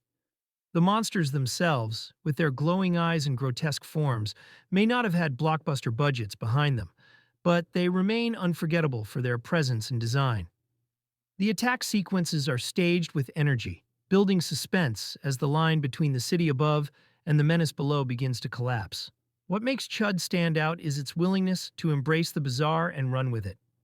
It is equal parts urban nightmare and monster movie, filled with memorable characters, strange turns, and imagery that sticks in your mind long after.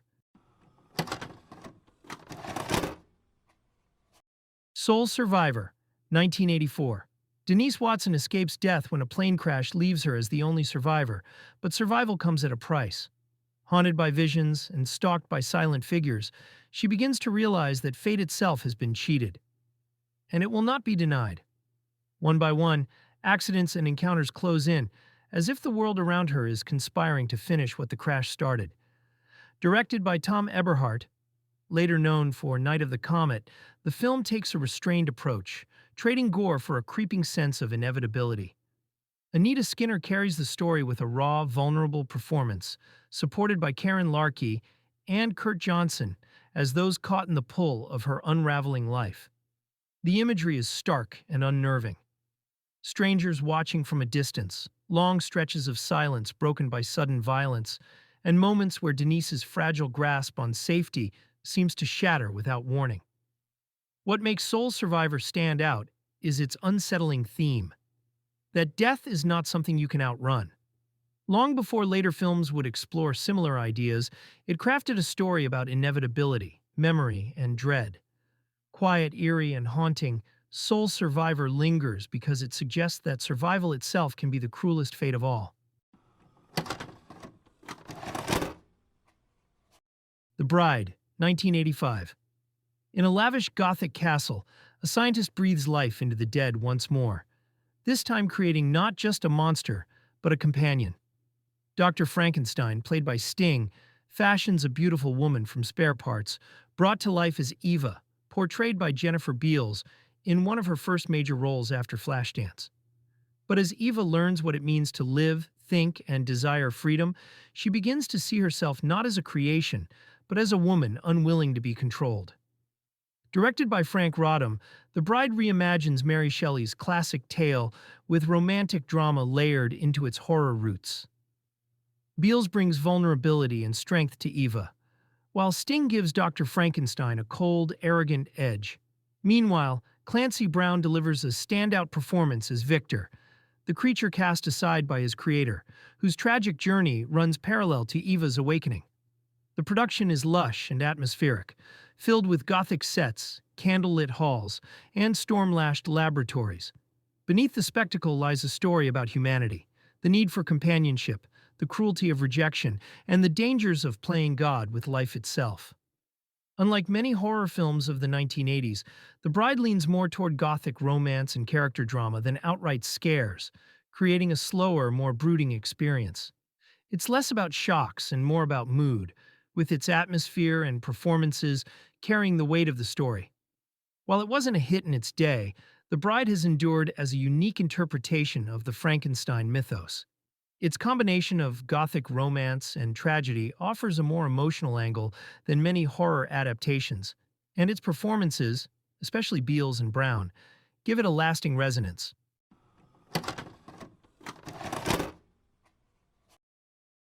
Thou Shalt Not Kill, Except, 1985.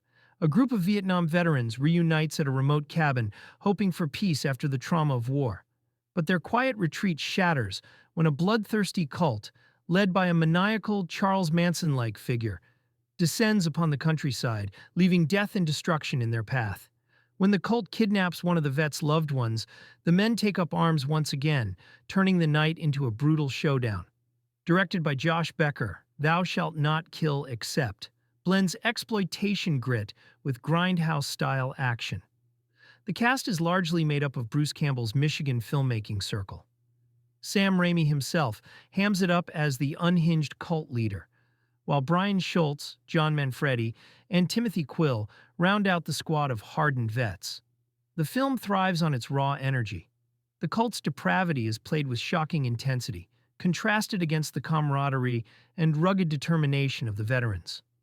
Shot in rural Michigan on a shoestring budget, the atmosphere feels authentic, with woods, cabins, and makeshift battlegrounds creating the perfect backdrop for guerrilla-style warfare.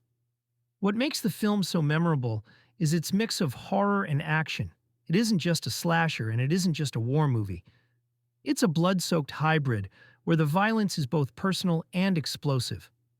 Raimi's over-the-top performance adds a bizarre, charismatic edge that elevates the film into true cult territory. Barely noticed on release, Thou Shalt Not Kill Except found its audience in video stores and midnight screenings, where its grindhouse energy and Raimi connection made it a cult classic. Today it remains a wild reminder of how inventive low-budget 80s horror could be when filmmakers leaned fully into chaos. Cemetery of Terror, 1985. On Halloween night, a group of medical students decide to break into an abandoned mansion and steal a corpse for a prank. Their idea of fun takes a gruesome turn when they unwittingly resurrect the body of a notorious serial killer. Soon the night spirals into chaos, as the killer rises from the grave and unleashes terror on anyone in his path, while an entire cemetery begins to stir with the dead. Directed by Ruben Galindo Jr., Cemetery of Terror is one of the standout Mexican horror films of the 1980s.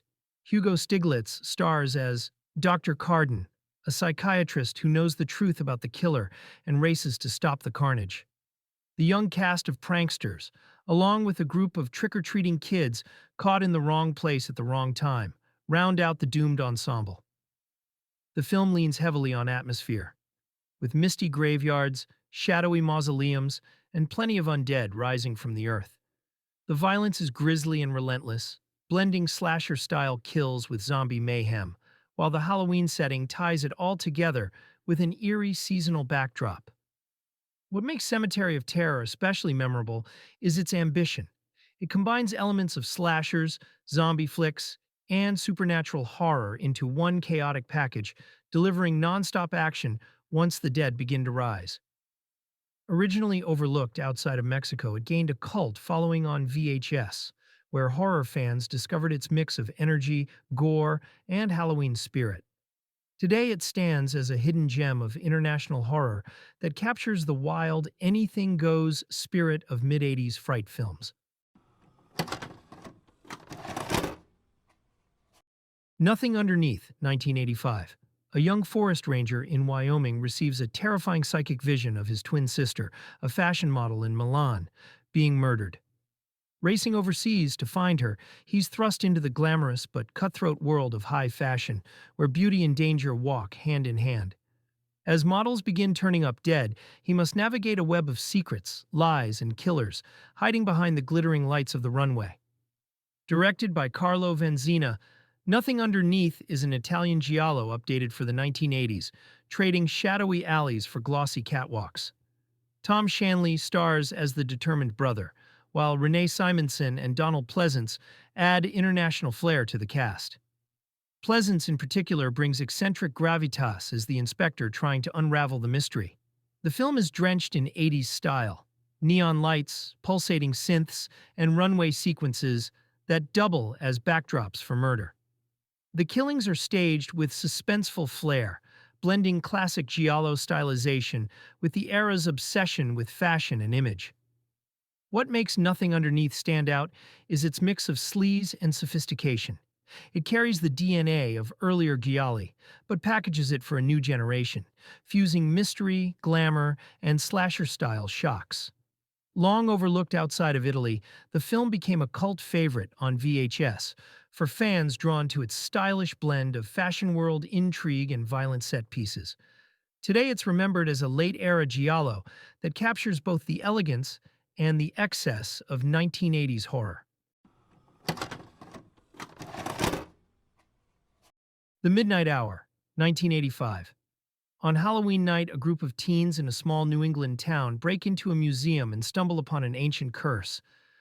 By reading aloud from a mysterious scroll, they unleash the spirits of witches, vampires, and zombies, turning their holiday into a night of real terror. What begins as mischief quickly becomes a desperate fight for survival, as the dead return to claim the living. Directed by Jack Bender, The Midnight Hour first aired as a made-for-TV movie, but its mix of horror and camp gave it a long afterlife on home video. Lee Montgomery stars as the reluctant hero, with Sherry Belafonte and LeVar Burton among the friends drawn into the chaos. Their performances bring both charm and tension to a story that shifts between lighthearted and genuinely eerie. The film embraces the Halloween spirit, filling its small-town setting with foggy graveyards, haunted houses, and festive costumes. The undead are played both for scares and spectacle, with practical effects that deliver surprisingly effective chills for a television production. A musical number even breaks out, cementing its place as one of the most eccentric entries in 80s horror.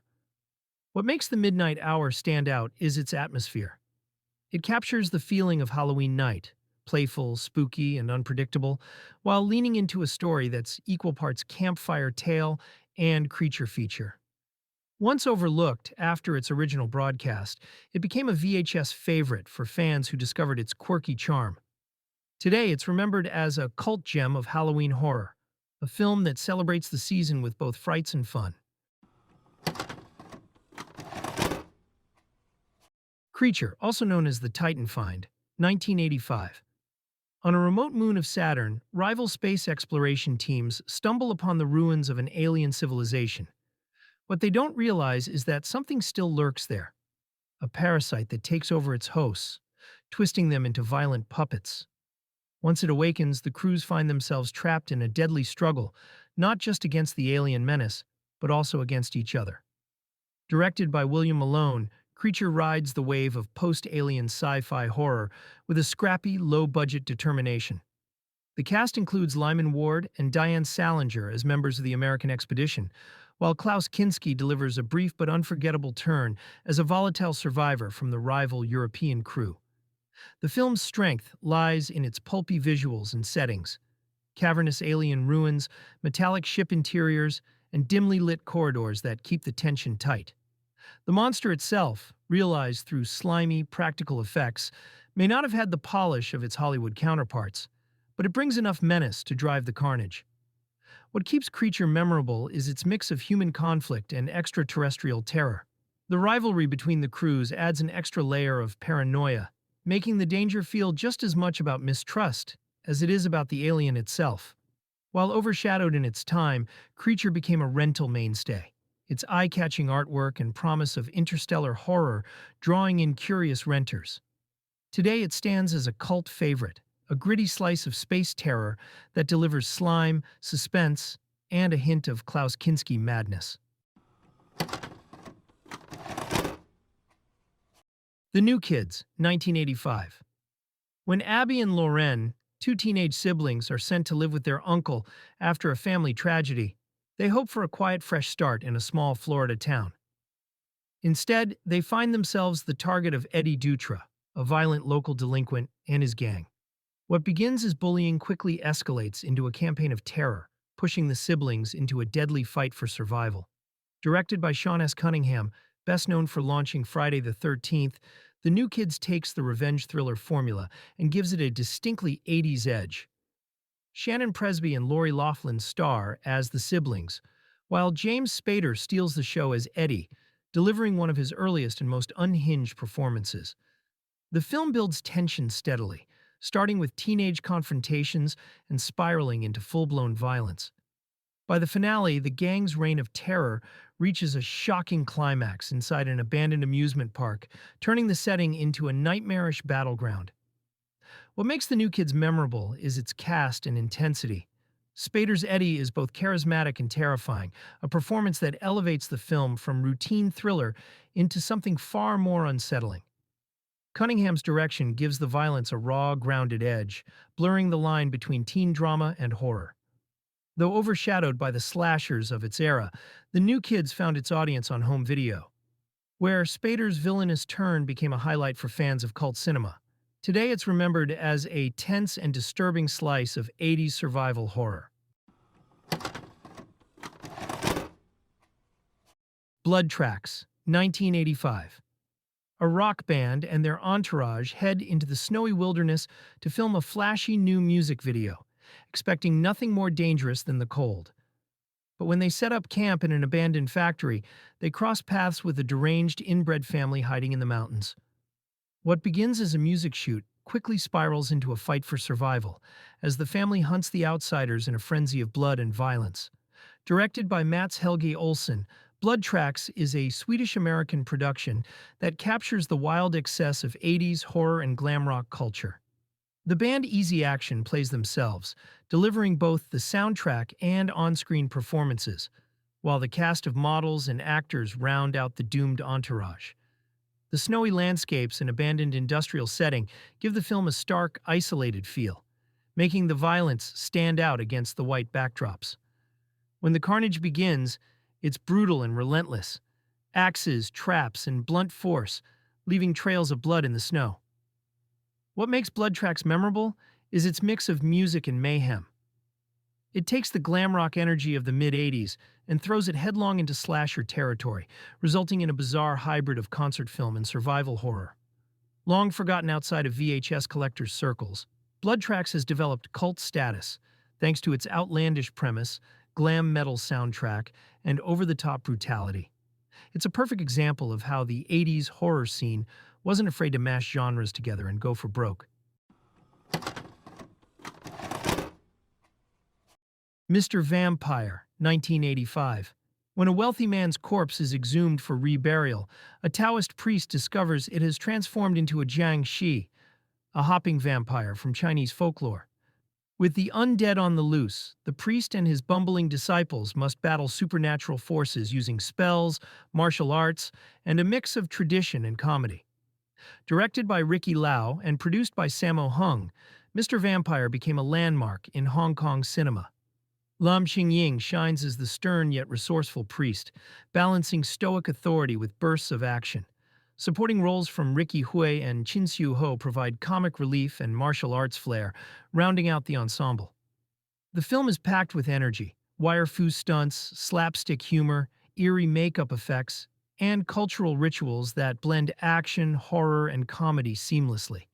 The hopping vampires themselves, stiff yet menacing, became iconic, defining the Jiangshi subgenre for years to come. What makes Mr. Vampire so special is its balance. It delivers genuine scares alongside fast-paced kung fu and broad comedy, creating a mix that felt fresh both in Hong Kong and abroad. The unique cultural spin combined with relentless entertainment, made it a phenomenon. Mr. Vampire not only spawned multiple sequels and imitators, but it also introduced international audiences to a whole new side of horror. It remains a beloved classic and lively, inventive, and endlessly fun. The Oracle, 1985. After moving into a new apartment, a young woman named Jenny stumbles upon a mysterious device, an occult spirit board known as the Oracle. At first, it seems like harmless curiosity, but when Jenny begins communicating with the spirit of a murdered man, she finds herself pulled into a web of supernatural vengeance. Soon, dark forces lash out, and anyone connected to the Oracle faces grisly retribution. Directed by Roberta Findlay, The Oracle blends supernatural horror with the grimy, low-budget charm of New York exploitation cinema. Caroline Capers Powers stars as Jenny, anchoring the film as she's drawn deeper into the Oracle's curse, while Roger Neal and Pam Latesta round out the cast of doomed acquaintances. The film's strongest moments come from its eerie atmosphere, flickering candles, shadowy apartments, and supernatural manifestations that strike without warning. The violence is graphic and often shocking, with practical gore effects that punctuate the occult mystery with bursts of nastiness. What sets The Oracle apart is its mix of occult paranoia and urban grit. It feels both pulpy and atmospheric, capturing the rough edges of independent New York horror while delivering supernatural thrills. While overlooked on release, it became a curiosity on VHS, thanks to its striking cover art and reputation for wild twists. Today, it endures as one of Findlay's most memorable horror films, a low-budget occult shocker that combines sleaze, scares, and supernatural flair. Crawlspace, 1986. In a rundown apartment building, tenants begin disappearing under mysterious circumstances. The landlord, Dr. Carl Gunther, seems pleasant enough on the surface. But behind locked doors, he's a sadistic voyeur and murderer who's rigged the entire building with hidden crawl spaces, traps, and secret passages. From his lair, he stalks his residents with cold precision, turning their home into a maze of death. Directed by David Schmoller, Crawlspace is powered almost entirely by the chilling performance of Klaus Kinski. As Dr. Gunther, he blends charm with madness, portraying a former Nazi surgeon whose twisted experiments continue in secret. Kinski's volatile, on-set behavior has become infamous, but on screen, his presence gives the film its disturbing edge. The building itself becomes a character. Dim hallways, dusty vents, and trap-filled crawl spaces create a sense of claustrophobia. Gunther slithers through these tight spaces like a predator, keeping both his tenants and the audience off balance. The voyeuristic shots, combined with sudden bursts of violence, make for an unsettling experience. On VHS, Crawlspace stood out for its stark cover art and reputation as one of Kinski's wildest performances. While the film itself is a lean thriller, its mix of psychological tension, exploitation sleaze, and eccentric villainy turned it into a cult favorite. Today, Crawlspace is remembered less as a body count slasher and more as a showcase for Kinski's unnerving screen presence. A disturbing portrait of paranoia, obsession, and cruelty lurking just behind the walls. The Zero Boys, 1986. A group of weekend warriors known as the Zero Boys spends their free time competing in survival games with paintball guns and mock battles. But when they head into the woods for a getaway, they stumble onto something far more real, a remote cabin filled with signs of torture and murder. Their harmless games quickly turn into a fight for their lives as a group of sadistic killers emerges from the wilderness. Directed by Nico Mastorakis, The Zero Boys blends action thriller energy with straight-up horror. Daniel Hirsch, Kelly Maroney, and Jared Moses lead the cast, with Maroney standing out as a resilient heroine who refuses to be just another victim. The film makes the most of its unusual premise. The Zero Boys are armed with survival skills and mock weapons, but against the killers, those tactics are put to a deadly test. The wilderness setting is both beautiful and menacing, with the isolated cabin becoming a stage for suspense, traps, and sudden violence. What makes The Zero Boys memorable is its mix of tones. It begins like an action-adventure romp before plunging headfirst into slasher territory, creating a strange but effective hybrid. The killers are faceless, their cruelty disturbing, while the protagonist's camaraderie gives the story more weight than the average body count film. On VHS, the movie stood out for its striking artwork and promise of something different. While it never broke into the mainstream, it built a steady cult, following among fans who appreciated its willingness to mix genres. Today, The Zero Boys endures as a curious but effective blend of action, horror, and survival thrills. Trick or Treat, 1986. High school outcast Eddie Weinbauer lives for heavy metal. Bullied at school and misunderstood at home, his only solace is the music of his idol, rock star Sammy Kerr. But when Sammy dies in a mysterious accident, Eddie's grief turns to obsession, especially after he discovers a rare demo record that lets him communicate with his fallen hero. What begins as a fan's dream soon twists into a nightmare as Sammy returns from beyond the grave with a thirst for vengeance. Directed by Charles Martin Smith, Trick or Treat fuses horror with heavy metal culture at the height of the 80s satanic panic. Mark Price stars as Eddie, channeling both teenage angst and awe, while Tony Fields brings electric menace to the role of Sammy Kerr. The supporting cast features familiar faces like Glenn Morgan and Doug Savant, while Ozzy Osbourne and Gene Simmons pop up in memorable cameos that cement the film's rock credentials. The movie is filled with flashy effects and concert-style spectacle, turning Sammy into a supernatural slasher whose stage presence doubles as his weapon. Electricity crackles, records spin backward, and the line between fandom and possession blurs as Eddie realizes he's unleashed something he can't control. On VHS, Trick or Treat became a favorite for both horror and metal fans, its soundtrack and imagery feeding into the decade's obsession with music's supposed dark influence. Today it stands as a cult classic, part supernatural shocker, part rock and roll time capsule, and pure 80s excess from start to finish. Sorority House Massacre, 1986. A college freshman named Beth moves into a sorority house, hoping for a fresh start and a sense of belonging. But almost immediately, she's plagued by nightmares and visions of brutal murders. As the weekend unfolds, her worst fears come true. A psychotic killer escapes from an asylum and heads straight for the sorority, with Beth at the center of his obsession. Directed by Carol Frank, Sorority House Massacre was often compared to Halloween for its setup, but it carves out its own place in the slasher boom of the mid-1980s. Angela O'Neill stars as Beth, while Wendy Martell, Pamela Ross, and Nicole Rio fill out the roster of sorority sisters who must fight for their lives when the killer arrives. The film balances its slasher roots with dream sequences and psychic visions, creating an eerie undertone that hints Beth's connection to the murders isn't as simple as it seems. The sorority setting provides both moments of lighthearted fun and claustrophobic terror once the stalking begins. What sets the movie apart is its place in horror history. Directed by a woman in a genre dominated by men, it approaches familiar tropes with a slightly different lens. While it never achieved the fame of bigger slashers, it became a steady VHS rental thanks to its title, its body count, and its effective mix of dreams and bloodshed. Today, Sorority House Massacre holds cult status as a straightforward but memorable entry in the slasher cycle, remembered for its blend of psychic horror and classic sorority terror. The Vindicator, 1986. When scientist Carl Lehman is betrayed and killed in a lab accident, his employers don't let death end his usefulness. They resurrect him as a cybernetic experiment, half man, half machine, designed as a weapon.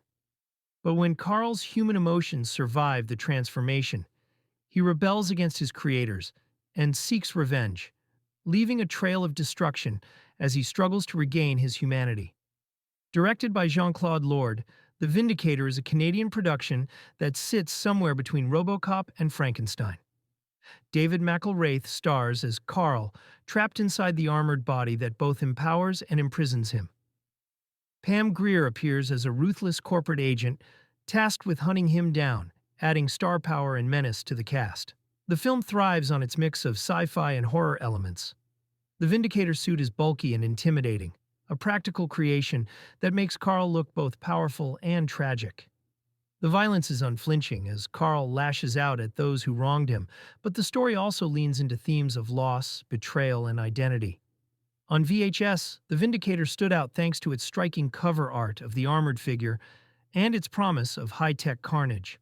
While overshadowed by bigger-budget studio films, it found a loyal audience who embraced its pulpy mix of revenge thriller and sci-fi horror. Today, it's remembered as a cult curiosity, a Canadian answer to the wave of techno-horror films of the 80s, fueled by equal parts outrage, pathos, and mechanical mayhem. Body Count, 1986. Deep in the Italian countryside, a group of American teenagers sets out for a weekend of camping and carefree fun. But their getaway takes a grim turn when they cross paths with a deranged killer said to haunt the forest, the spirit of a Native American shaman wronged long ago.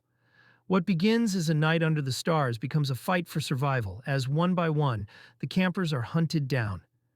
Directed by Ruggero Deodato, best known for Cannibal Holocaust, Body Count is his attempt at the American-style slasher, filtered through Italian sensibilities. The cast includes Bruce Penhall, Mimsy Farmer, and David Hess, whose presence as one of the adults in the story gives the film an edge of menace, even when he's not the one wielding the blade. The kills are staged with brutality and flair, including inventive setups that showcase Deodato's taste for shocking violence. The forest setting becomes a character itself, full of shadows, sudden noises, and the constant sense that danger is just out of sight. Though it borrows heavily from American slashers of the time, Body Count stands out for its European flavor, a mix of pulpy violence, odd pacing, and striking visuals. It never reached the notoriety of Deodato's earlier work, but on VHS it found an audience among horror fans who appreciated its mix of familiar tropes and Italian excess. Today, it remains a cult entry in the slasher boom. Not the most polished, but a wild reminder of how international filmmakers put their own stamp on the genre. The Wind, 1986. Mystery novelist Sheehan Anderson rents a quiet house on a remote Greek island, hoping for solitude to finish her latest book. But her peace is shattered when she witnesses her landlord commit a brutal murder. Trapped in an unfamiliar village, cut off from help, and stalked through the night, Sheehan realizes her survival depends on outsmarting a relentless killer. Directed by Nico Mastorakis, The Wind is a stylish blend of thriller and slasher, set against the windswept landscapes of Greece. Meg Foster stars as Sheehan, bringing intensity and vulnerability to the role of a writer caught in a nightmare. Wings Hauser plays the unstable handyman whose menace drives the film, while Robert Morley and David McCallum appear in memorable supporting parts. The island setting is one of the film's strongest assets. Narrow streets, crumbling buildings, and howling winds create a constant sense of unease, amplifying the suspense as night falls. The chase sequences take full advantage of the environment, turning the picturesque scenery into a labyrinth of danger. While The Wind didn't make a splash on release, it gained a second life on VHS where its mix of exotic locale, star power, and tense pacing made it stand out. It's not as flashy as some of its contemporaries, but its atmosphere of isolation and dread leaves a lasting impression. Today, The Wind is remembered as a hidden gem of international horror thriller cinema, a slow-burn story of survival that proves sometimes the most dangerous storms are human. Neon Maniacs, 1986. In San Francisco, a group of teens stumbles onto a terrifying secret hidden beneath the Golden Gate Bridge. By day, the city seems normal, but by night, it becomes the hunting ground for the Neon Maniacs.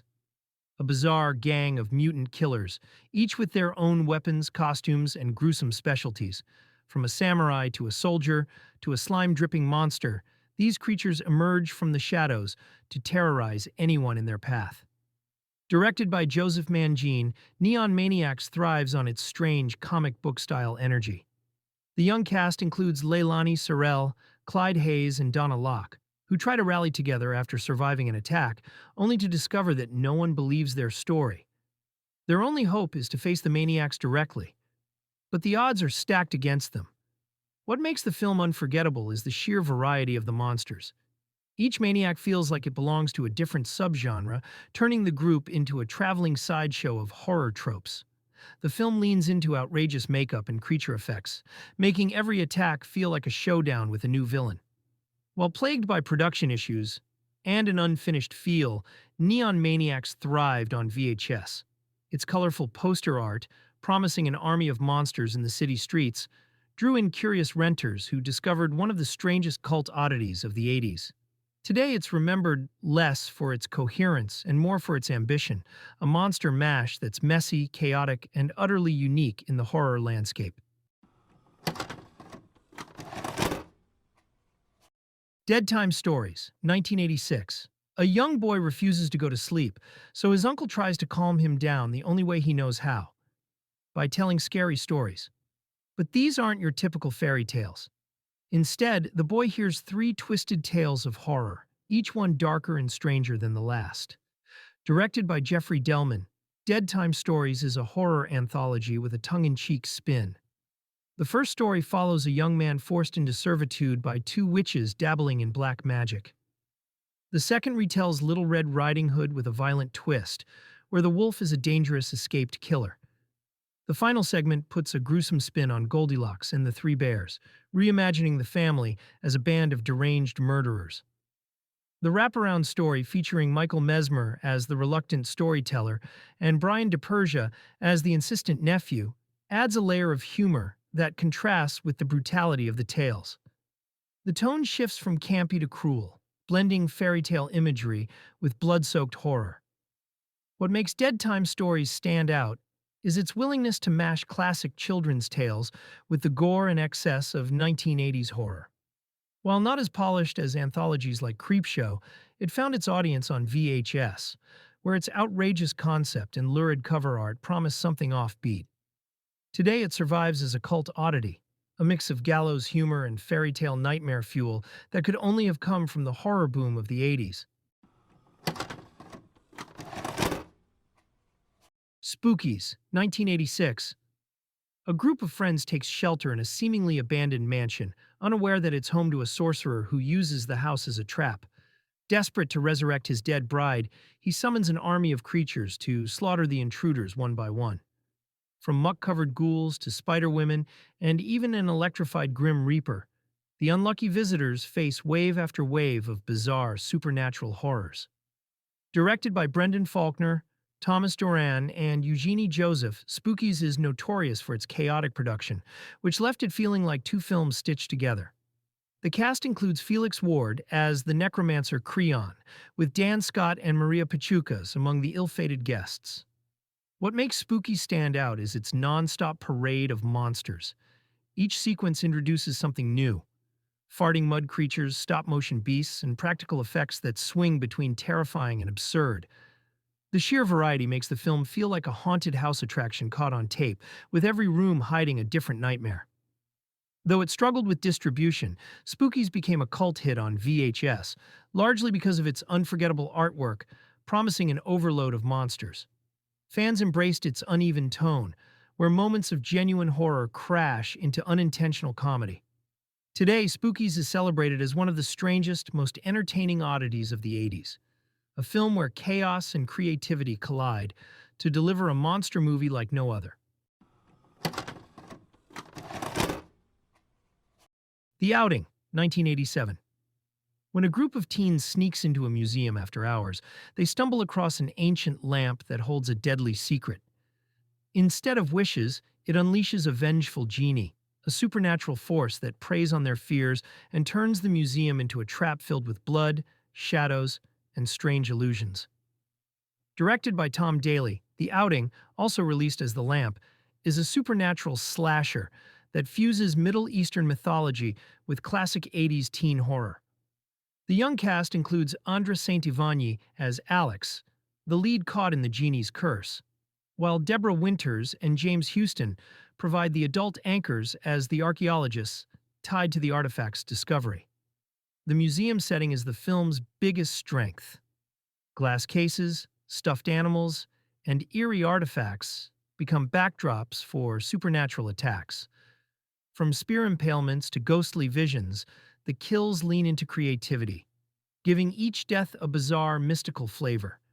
The genie itself, brought to life with practical effects, shifts between unseen menace and full-on creature reveal, delivering both atmosphere and monster movie thrills.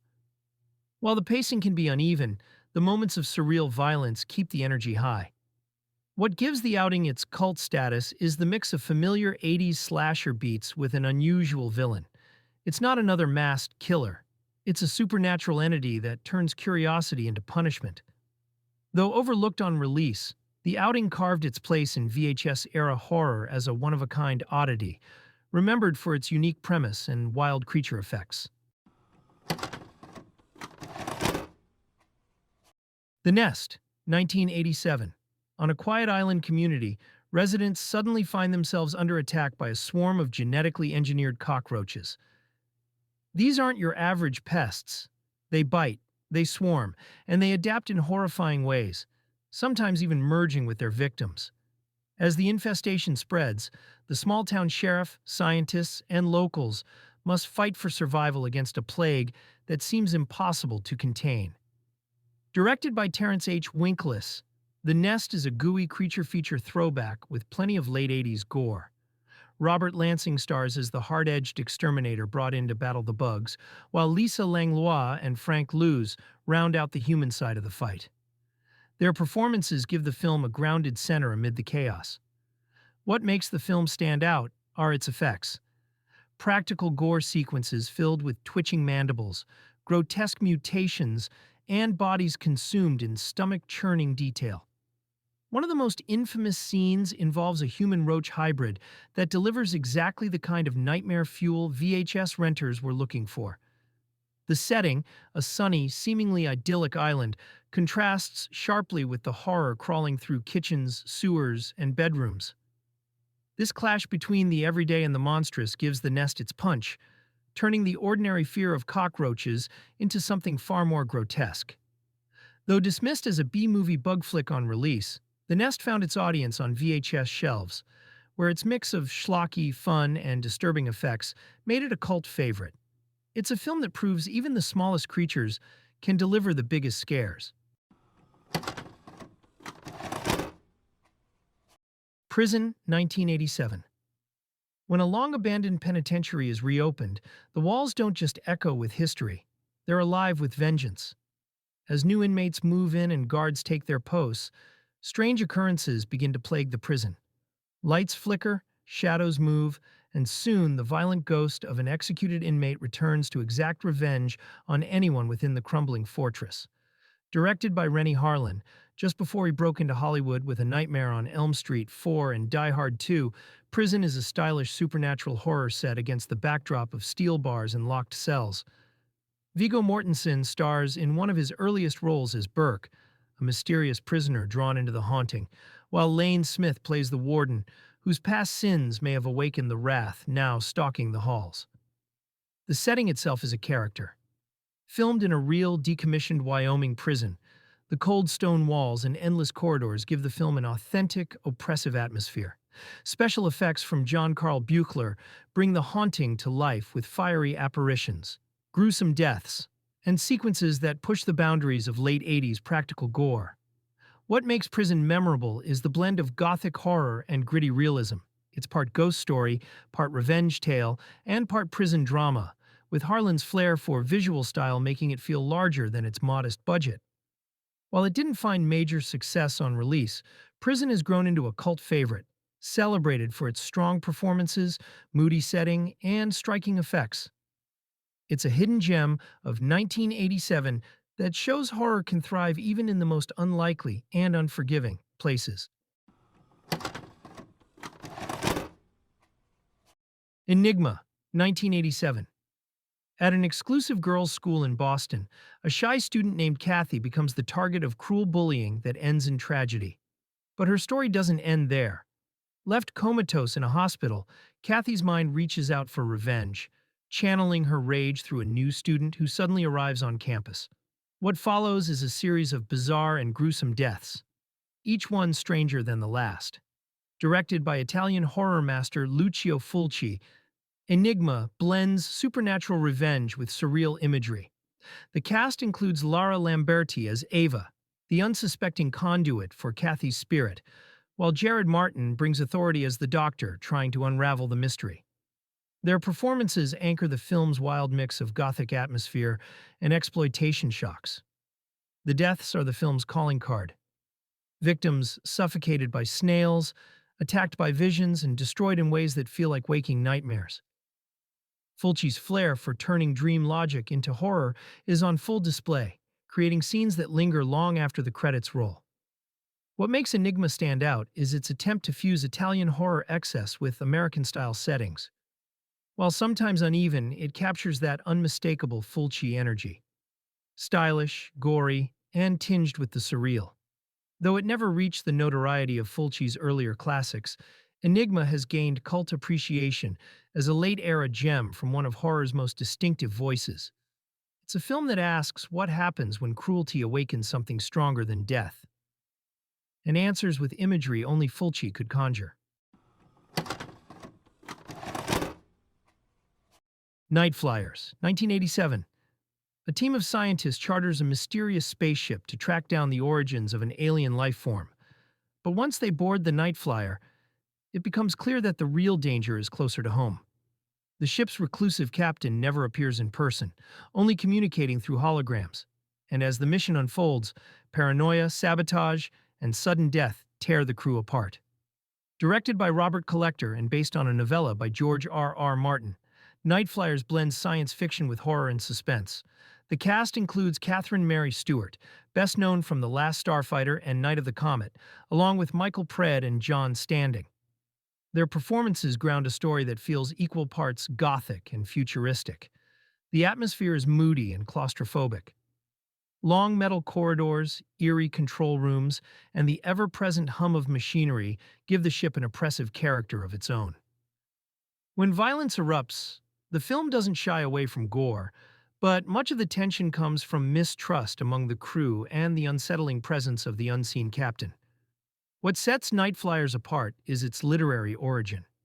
Martin's story adds layers of mystery and fatalism that give the film more depth than the average space thriller. While budget limitations kept it from reaching blockbuster polish, the ambition is clear, and the gothic in space tone makes it feel unique.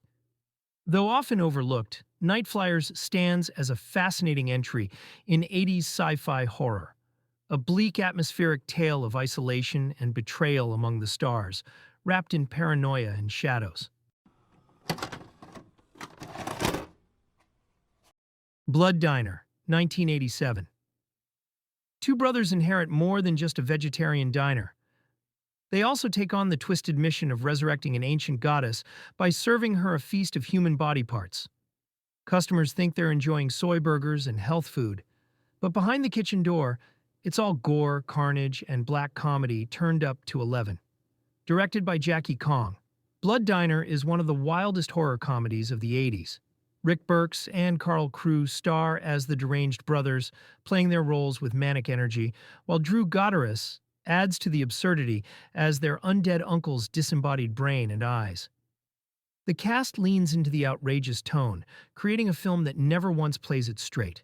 The film is notorious for its gleeful use of splatter and satire. Limbs are hacked, heads are served, and musical numbers erupt amid the chaos. Everything from health food culture to slasher tropes gets skewered with a pace that barely gives viewers time to catch their breath. What makes Blood Diner unforgettable is its sheer audacity. It pushes boundaries in every direction, from gore to comedy to social parody, and somehow manages to balance it all without losing momentum. The outrageous kills and over-the-top performances cemented its place as a cult classic.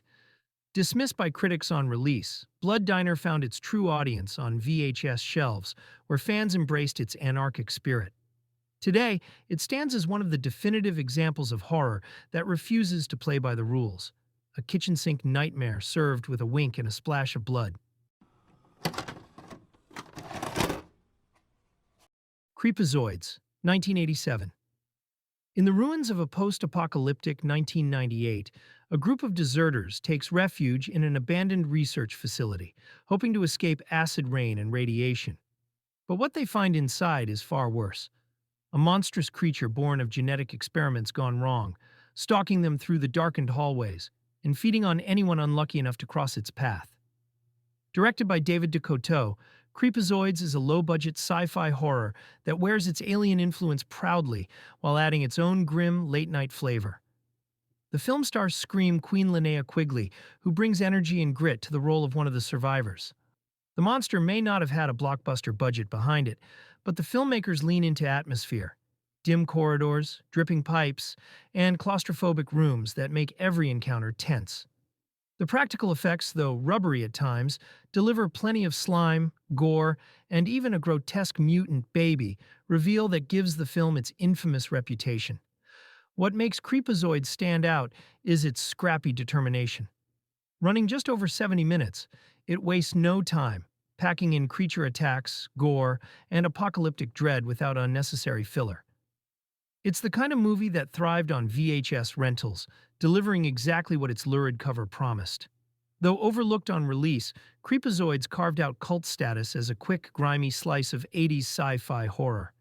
It may not reinvent the genre, but it delivers the monsters, the atmosphere, and the late-night energy that kept fans rewinding for more.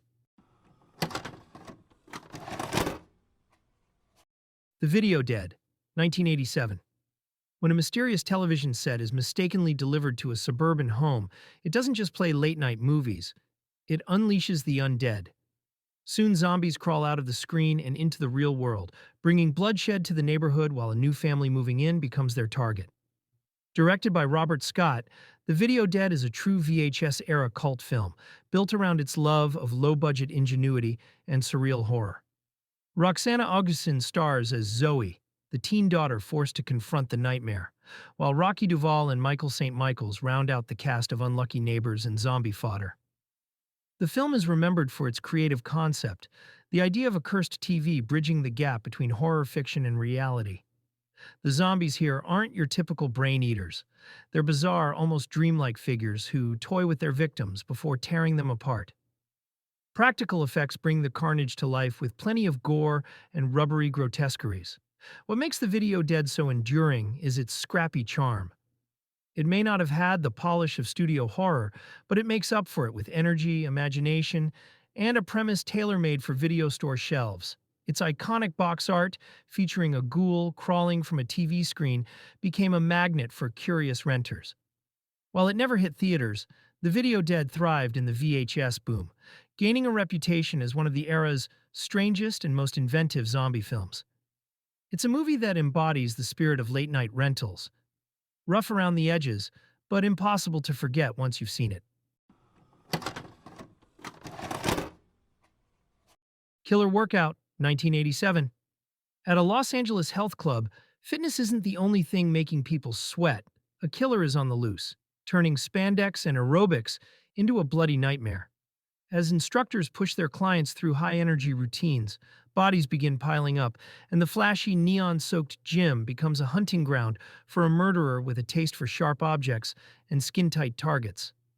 Directed by David A. Pryor, Killer Workout, also known as Aerobicide, perfectly captures the excess of the 80s fitness craze while twisting it into slasher territory. Marcia Carr stars as the tough-as-nails Rhonda, while Ted Pryor and David James Campbell round out the cast of gym regulars caught in the chaos. The film is remembered for its non-stop workout montages, filled with thumping synth beats, leg warmers, and choreographed aerobic sequences that feel straight out of a music video. Between the flashy dance numbers, the killer strikes, often with a giant safety pin, adding an odd but memorable signature weapon to the slasher canon. What makes Killer Workout so enduring is its blend of camp and commitment. It never winks at the audience, even as it delivers outrageous kills alongside endless montages of exercise routines. The sincerity makes the absurdity even more entertaining. Though it didn't make waves in theaters, Killer Workout found its true calling on VHS, where its mix of slasher violence and aerobics nostalgia earned it cult status. It's a perfect time capsule of the era. equal parts deadly and neon bright. Slaughterhouse, 1987. The local slaughterhouse is about to be shut down, but the eccentric owner has other plans. When developers and lawmen come snooping around, he unleashes his hulking son Buddy to take care of the problem, with meat hooks, cleavers, and whatever else the slaughterhouse floor can provide. The result is a blood-soaked rampage that turns rural decay into a killing ground. Directed by Rick Roessler, Slaughterhouse is pure late 80s slasher exploitation. The cast of teens who stumble into the wrong place at the wrong time round out the body count, their curiosity rewarded with carnage. The film is remembered for its grisly setting. Rusted machinery, blood-stained walls, and the ever-present sounds of livestock and death.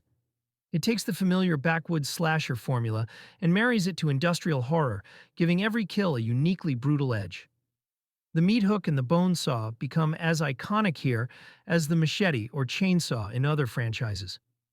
What gives Slaughterhouse its lasting cult appeal is its sincerity.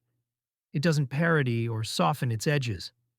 It wallows in grime, gore, and grotesque characters, fully embracing its role as a video store shocker. While not as well known as Texas Chainsaw Massacre, it thrives as a companion piece, a rural nightmare where family loyalty and business desperation turn deadly. Slaughterhouse is a grisly reminder that some places were never meant to be explored after dark. The Brain, 1988. In the suburbs of Canada, a small-town TV station hides something monstrous behind its glowing screen. Dr. Blake, the charismatic host of a self-help program called Independent Thinkers, claims he can cure society's ills through the power of positive messaging. But behind his soothing words lies a grotesque secret, a pulsating, ever-growing alien brain that feeds on fear, hallucinations, and human obedience. The Brain is a wild cocktail of sci-fi paranoia and gooey creature horror. At first it feels like a quirky satire of media manipulation, but once the brain itself takes center stage, the film dives headfirst into practical effects mayhem. Tentacles lash out, faces warp in psychedelic hallucinations, and the monster grows larger and more grotesque with every feeding. It's absurd and chilling in equal measure, leaning on rubber and latex nightmares that only the 1980s could deliver. The imagery is unforgettable. Teenagers trapped in warped visions, townsfolk behaving like hypnotized drones, and the brain's throbbing mass looming over it, all like some unholy idol. The film uses these moments to turn television itself into a weapon, suggesting that control doesn't always come from a gun or a knife, but from what flickers in our living rooms. Beyond its schlocky thrills, the Brain taps into real anxieties about manipulation, conformity, and the ease with which people surrender their will to a trusted authority. It's a sharp idea wrapped in the skin of a drive-in monster flick, managing to be both entertaining and slyly pointed. Though often overlooked, The Brain has earned cult status for its inventive effects and sheer audacity. It's a film that proves horror doesn't need to make perfect sense to leave a mark. Sometimes all it takes is a giant, mind-controlling brain staring you down.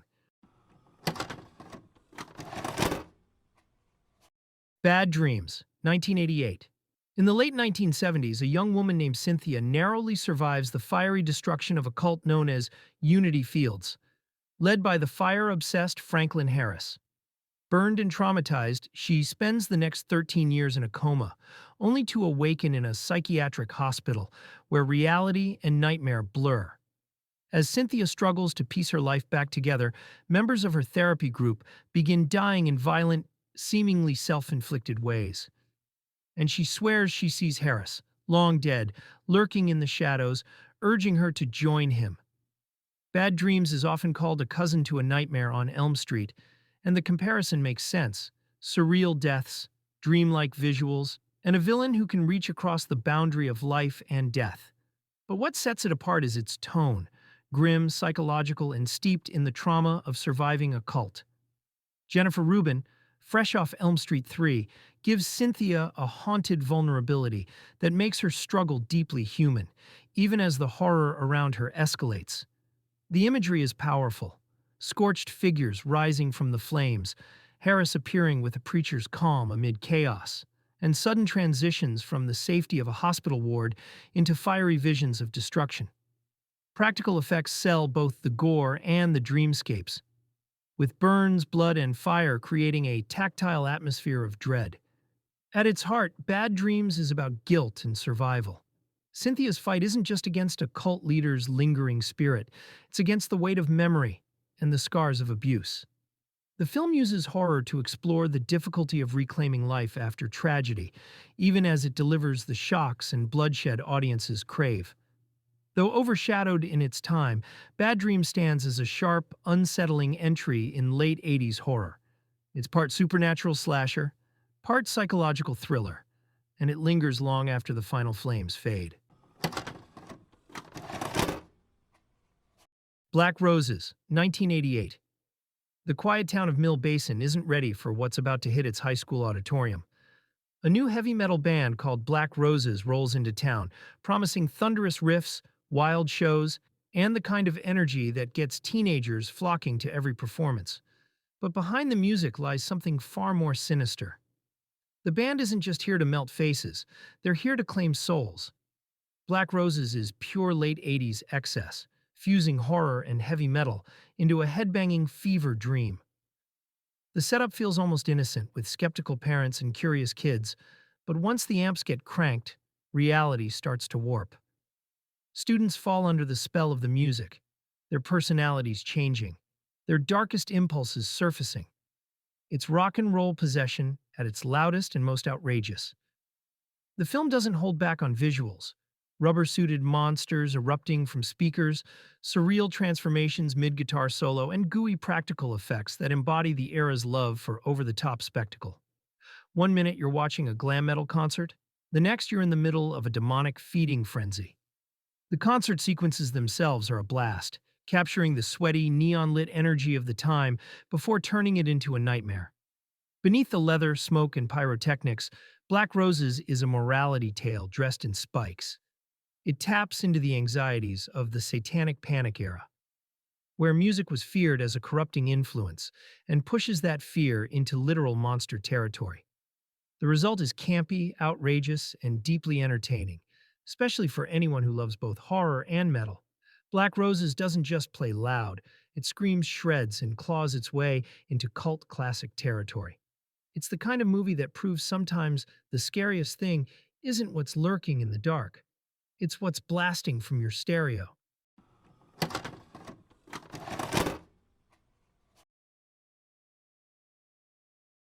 Edge of the Axe, 1988. In a sleepy California town, life seems quiet until a string of savage murders begins to carve a bloody path through the community. The killer, hidden behind a stark white mask, wields an axe with cold precision, turning everyday locations into hunting grounds.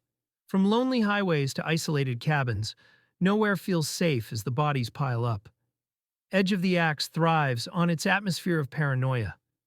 Unlike the flashy urban slashers of the time, this one is set against rural stillness, where the silence of pine forests and empty streets makes every sudden strike all the more shocking.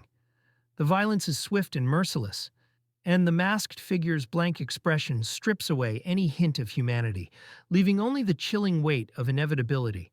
Adding to the intrigue is a web of suspicion and shifting trust. The story weaves in computer technology, rare for its time, with characters exchanging coded messages as they try to untangle the mystery. This blend of old-fashioned stalking terror and futuristic touches gives the film an oddly unique flavor, one that sets it apart from more straightforward slashers. The imagery lingers, an axe blade glinting in the night, white porcelain mask gleaming under fluorescent light, and the unnerving sense that the killer could be anyone. The film's low-budget grit only enhances its menace, making the kills feel raw and unpolished, as if you stumbled onto something you weren't supposed to see. Edge of the Axe might not carry the name recognition of its peers, but its stark imagery, rural setting, and relentless mood have earned it a place as a cult favorite. It's a reminder that sometimes the scariest monsters aren't born of myth or legend, they're just a mask, an axe, and someone who decides to strike. Brain Damage, 1988. On the grimy streets of late 80s New York, a young man named Brian wakes up one morning with a problem he never expected. A parasite has taken up residence in his body.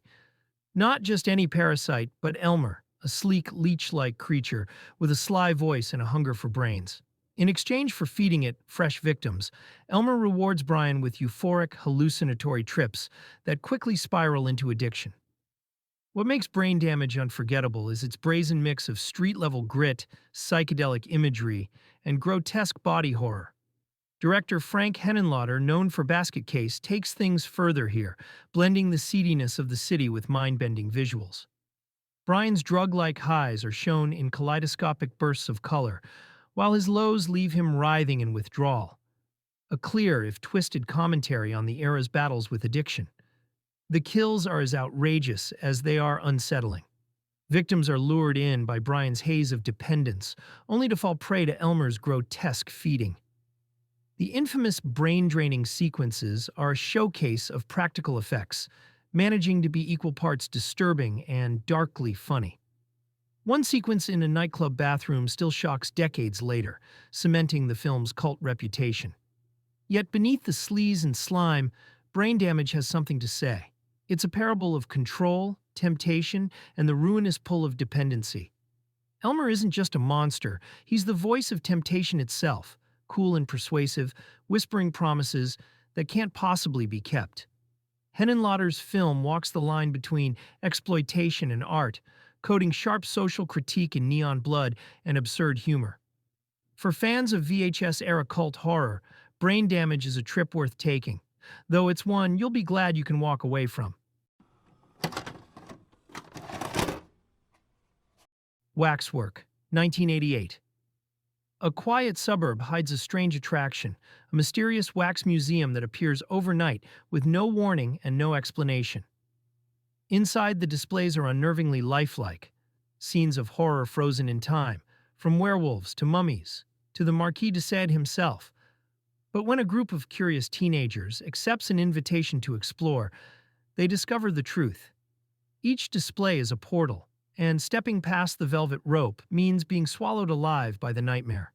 Waxwork is gleefully ambitious, a love letter to horror history that doubles as a wild ride through multiple genres. One moment you're watching a gothic vampire tale, the next you're knee-deep in a swamp with a swamp creature, and before long you're face-to-face with chains and sadistic torment. Every set piece feels like its own mini-movie, with tone and style shifting as the museum's twisted worlds come to life. The film thrives on its creativity. The wax figures are uncanny, the transitions from reality to nightmare are seamless, and the practical effects bring each monster to grisly life. From blood-soaked vampire banquets to clawed werewolf transformations, the visuals have a handmade charm that captures the spirit of horror at its most imaginative. Beneath the spectacle, Waxwork is also a sly commentary on the genre itself. It indulges in clichés with a wink, celebrating horror's familiar tropes while still managing to surprise. The museum acts as a shrine to our collective fears, a place where the old stories never die. They just wait for new victims to step inside. With its mix of humor, gore, and sheer invention, Waxwork has earned its cult reputation as one of the most playful horror films of the 80s. It's a cinematic haunted house where every room hides a new nightmare, and once you enter, you may never leave. Ghost Town, 1988. Out on a dusty desert highway, a lone sheriff's deputy answers a call that takes him far beyond his jurisdiction, straight into a forgotten ghost town, where time itself seems frozen. But this isn't just any abandoned settlement. The place is haunted, cursed, and ruled by the malevolent spirit of outlaw Devlin, a gunslinger who won't stay buried. What begins as a routine investigation quickly becomes a supernatural showdown between lawman and legend. Ghost Town stands out as a fusion of two genres rarely mixed so boldly: the gritty western and the atmospheric horror film. Sun-bleached streets, decaying saloons, and creaking gallows provide the backdrop, while eerie winds and sudden apparitions transform the Old West into a nightmare frontier. It's a setting where revolvers clash not just with other guns, but with the forces of the afterlife itself. The visuals lean heavily into surrealism. Sand blowing through empty streets, skeletal townsfolk rising from the grave, and showdowns staged under an ominous red sky. Practical effects bring the decaying dead to life, capturing that tangible VHS-era texture that feels both cheap and chilling in equal measure. At its heart, the film is about justice, the timeless battle between good and evil, law and chaos. The deputy's struggle isn't just against Devlin's gang of the damned, but against fear itself, as he finds himself standing alone in a place where every bullet might ricochet into eternity. While it may not have reached the mainstream spotlight, Ghost Town has earned its cult status precisely because of its oddball charm. It's a horror western that dares to be different, trading city streets for tumbleweeds and still delivering the kind of eerie, blood-soaked thrills that VHS collectors cherish. Lair of the White Worm, 1988. On the rolling hills of rural England, an ancient evil slithers just beneath the surface. When an archaeology student unearths a massive snake-like skull, he stumbles onto a legend that refuses to stay buried. The discovery awakens the lingering presence of the Dampton Worm, a mythical serpent tied to local folklore, and to the seductive, terrifying Lady Sylvia Marsh. With her fangs, her charm, and her devotion to dark ritual, she embodies the danger of the past bleeding into the present. Lair of the White Worm is the kind of horror that delights in its strangeness. Directed by Ken Russell, the film embraces camp, surrealism, and bold sexuality while never losing its menacing edge. Lady Sylvia, played with wicked glee by Amanda Donohoe, steals the spotlight as a villainess who is as alluring as she is horrifying. Her every scene drips with both menace and charisma, making her one of the most unforgettable figures in late 80s horror.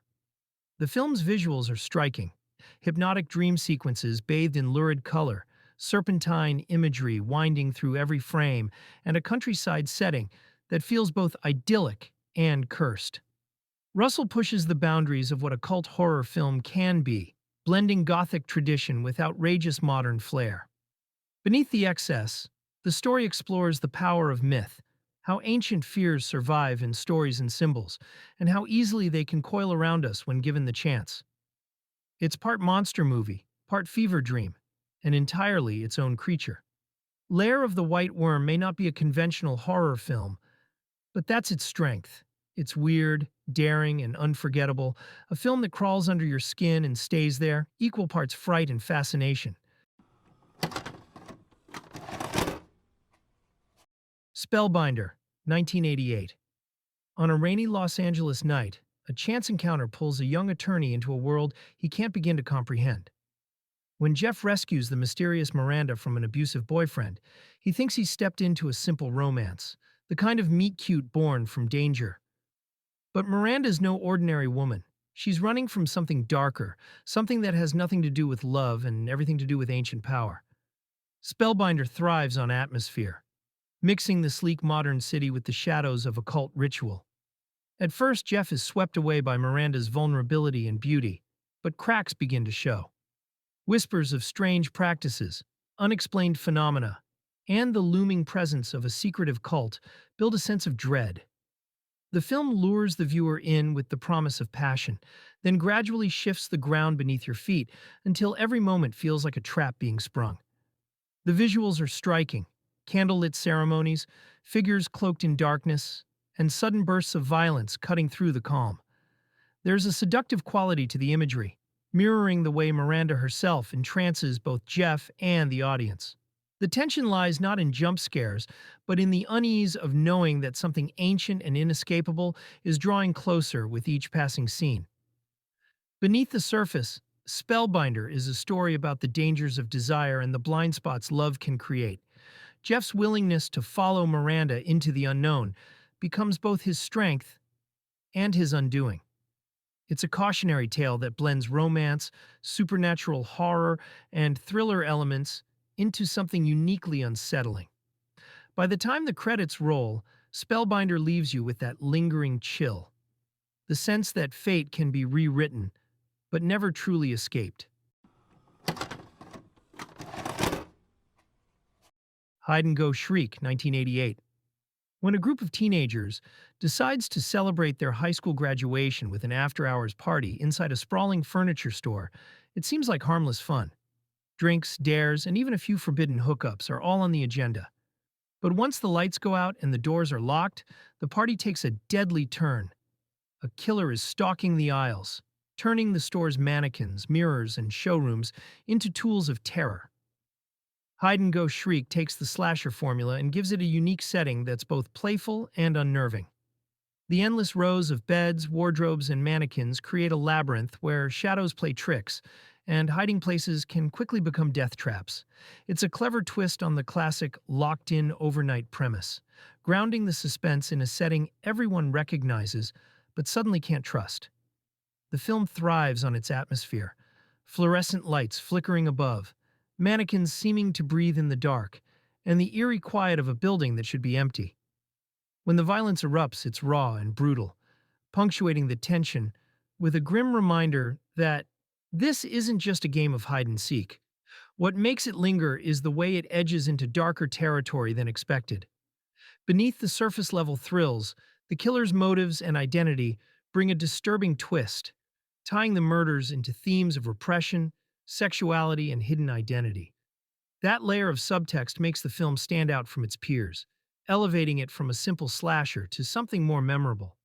Hide and Go Shriek may not have broken through to mainstream horror fame, but for fans of inventive 80s slashers, it delivers exactly what the title promises: a deadly game where every corner hides the possibility of bloodshed. The Church, also known as La Chiesa, 1989. Centuries ago, a mass execution of supposed witches left their bodies buried beneath a cathedral. In the present day, restorers uncover the site, unknowingly unleashing the evil that was sealed away. As the cathedral's heavy doors mysteriously lock, priests, scholars, and tourists are trapped inside, forced to confront visions, possessions, and a demonic force determined to reclaim their souls. Directed by Michele Soavi and produced by Dario Argento, The Church is a standout example of Italian Gothic horror in the late 80s.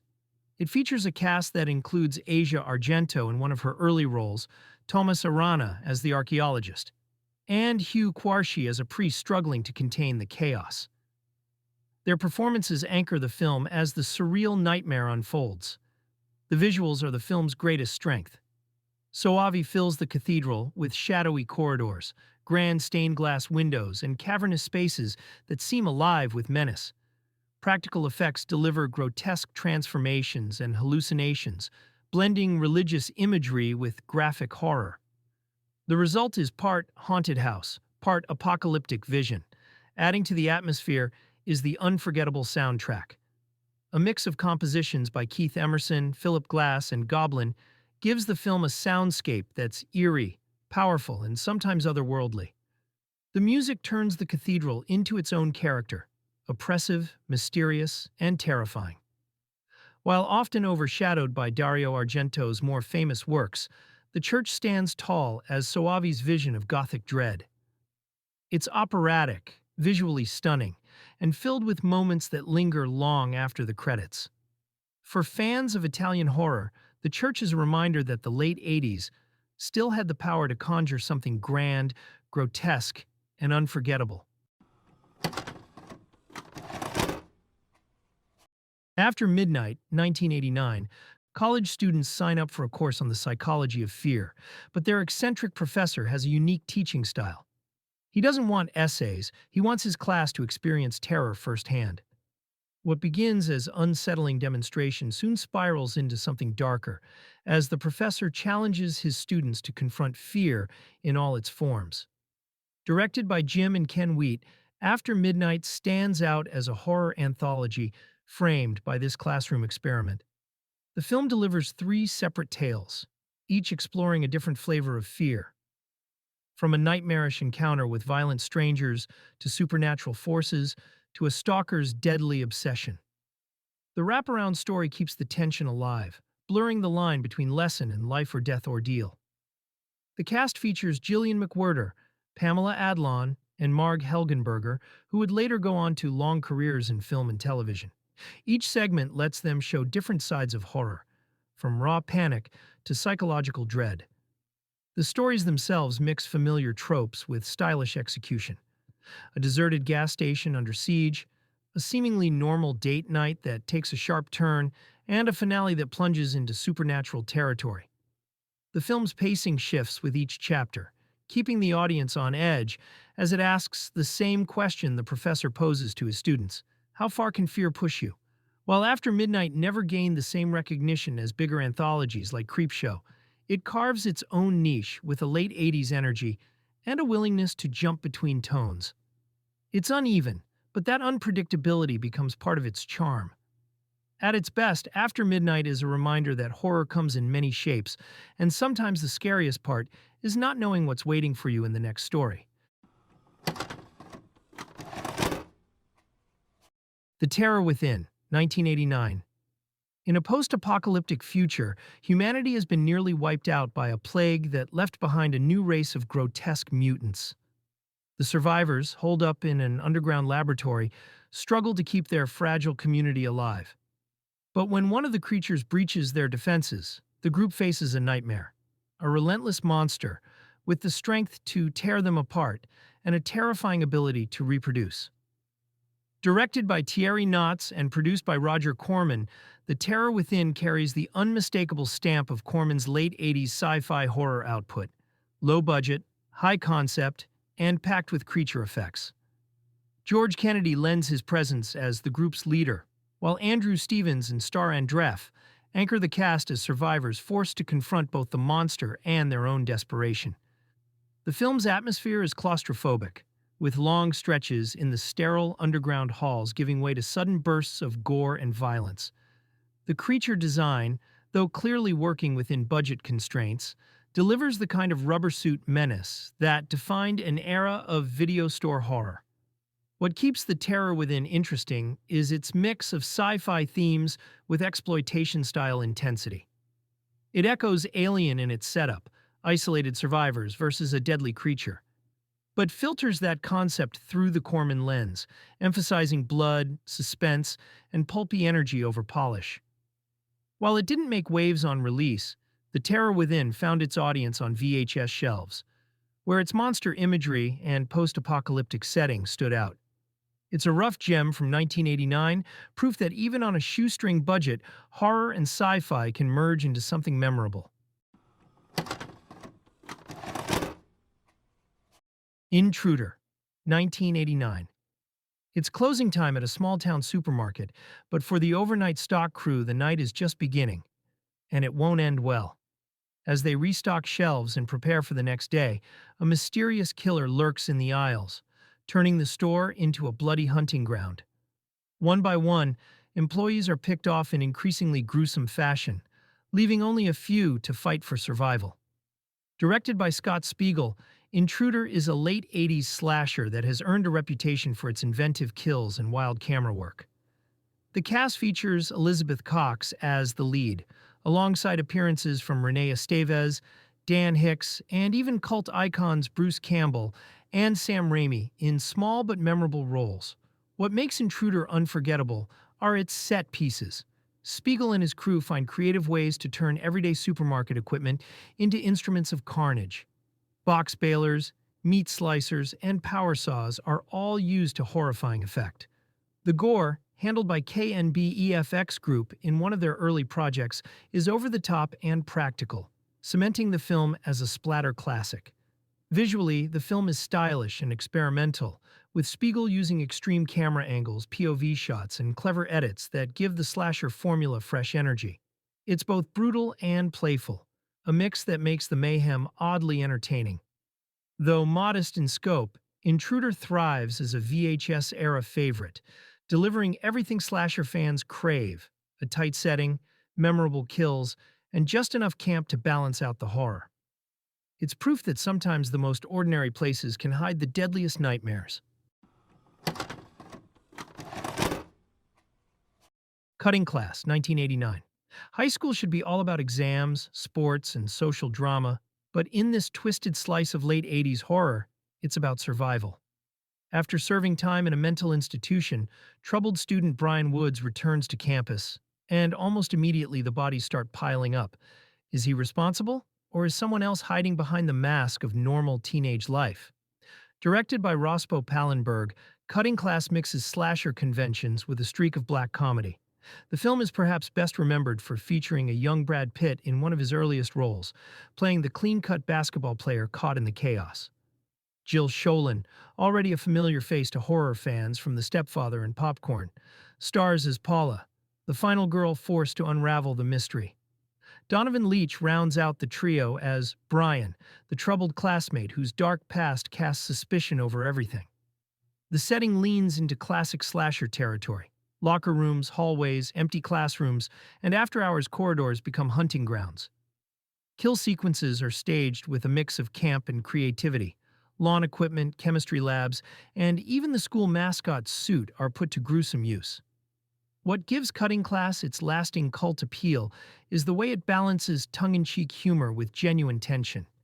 It knows the slasher formula well enough to play it straight, while also poking fun at high school stereotypes. Though it never reached the heights of the genre's classics, Cutting Class survives as a late 80s curiosity. A time capsule of teen horror where paranoia, camp, and early star power combine into something oddly unforgettable. Psycho Cop, 1989.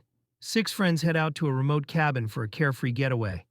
But their plans are cut short by the arrival of Officer Joe Vickers, a cop with a badge, a gun, and a taste for murder. What looks like a routine camping trip quickly turns into a fight for survival, as the deranged policeman begins stalking the group one by one, leaving behind grisly scenes and darkly comic one-liners. Directed by Wallace Potts, Psycho Cop takes the slasher formula and gives it a wicked twist by making the killer an authority figure. Robert R. Schaefer steals the show as Officer Vickers, playing the role with over-the-top menace and campy charm. His presence turns the film from a straightforward slasher into something both violent and darkly humorous. The kills are bloody and creative, with everyday objects and police gear twisted into instruments of terror. The remote forest setting adds to the tension, giving the film that classic cabin-in-the-woods feel, while the villain's police persona brings an unsettling sense of inescapable authority. What makes Psycho Cop memorable is its tone. It doesn't just lean into horror, it winks at the audience while doing it. The film isn't polished, but it's unapologetically entertaining, with Schaefer's performance anchoring it as a cult favorite among slasher fans. While it never gained mainstream traction, Psycho Cop lives on as one of the more outrageous slasher oddities of the 80s. It proves that sometimes the scariest thing isn't the masked killer in the shadows. It's the smiling officer in uniform, ready to write you a ticket you won't survive. Nightwish, 1989. A group of graduate students studying parapsychology head to a remote mansion for a weekend experiment in fear. Led by their eccentric professor, they're tasked with confronting nightmares and testing the boundaries of reality. But what begins as an exercise in the supernatural soon turns into a descent into madness, as shifting dimensions, grotesque visions, and alien terrors rip apart their understanding of what's real. Directed by Bruce R. Cook, Nightwish is a late 80s curiosity that blends supernatural horror, science fiction, and surreal imagery. The cast includes Elizabeth Kaitan, known from Friday the 13th, Part 7 and Silent Night, Deadly Night Part 2, Brian Thompson as the imposing and unpredictable professor, and Alicia Das as one of the students pulled into the nightmare. The film thrives on atmosphere and unpredictability. One moment the group is debating the nature of dreams. The next, they're plunged into bizarre set pieces filled with slimy creatures, shifting realities, and shocking violence. Practical effects bring to life everything from goo-covered monsters to otherworldly landscapes, giving the movie a hallucinatory feel. What makes Nightwish stand out is its willingness to abandon linear storytelling in favor of a fever dream. It's messy, but in that chaos comes a strange appeal, a patchwork of nightmares that feel ripped from both sci-fi pulp and exploitation horror. Though not widely known, Nightwish has carved out a place as a cult oddity, It's a film that asks its characters and its audience to question what's real, and then gleefully refuses to give a straight answer. Nightmare Beach, 1989. Spring break in Florida promises sun, parties, and freedom. But this year, it also brings death. As thousands of college students flood the beaches, a mysterious biker in a black helmet begins terrorizing the crowd, leaving bodies electrocuted in his wake. Rumors spread that the killer is the vengeful ghost of a gang leader executed in the electric chair, returned to settle scores during the wildest week of the year. Directed by Umberto Lenzi, though often credited to Harry Kirkpatrick, Nightmare Beach is a blend of slasher mayhem and sleazy spring break atmosphere. Nicholas DeToth and Sarah Buxton star as vacationers caught in the chaos, while John Saxon and Michael Parks lend genre credibility as lawmen trying to stop the bloodshed. The kills are what make the film stand out. The masked biker uses his motorcycle as both a weapon and a stage for executions, turning the already chaotic party scene into a carnival of danger. The mix of neon lights, pulsing music, and crowded beaches creates a backdrop that feels both festive and sinister. Part slasher, part biker revenge flick, the film leans heavily into its setting.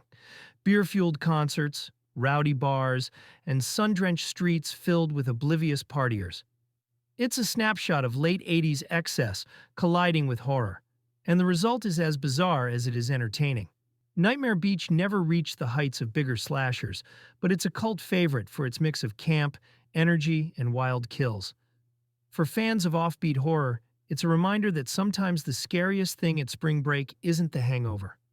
It's who's waiting for you on the open road.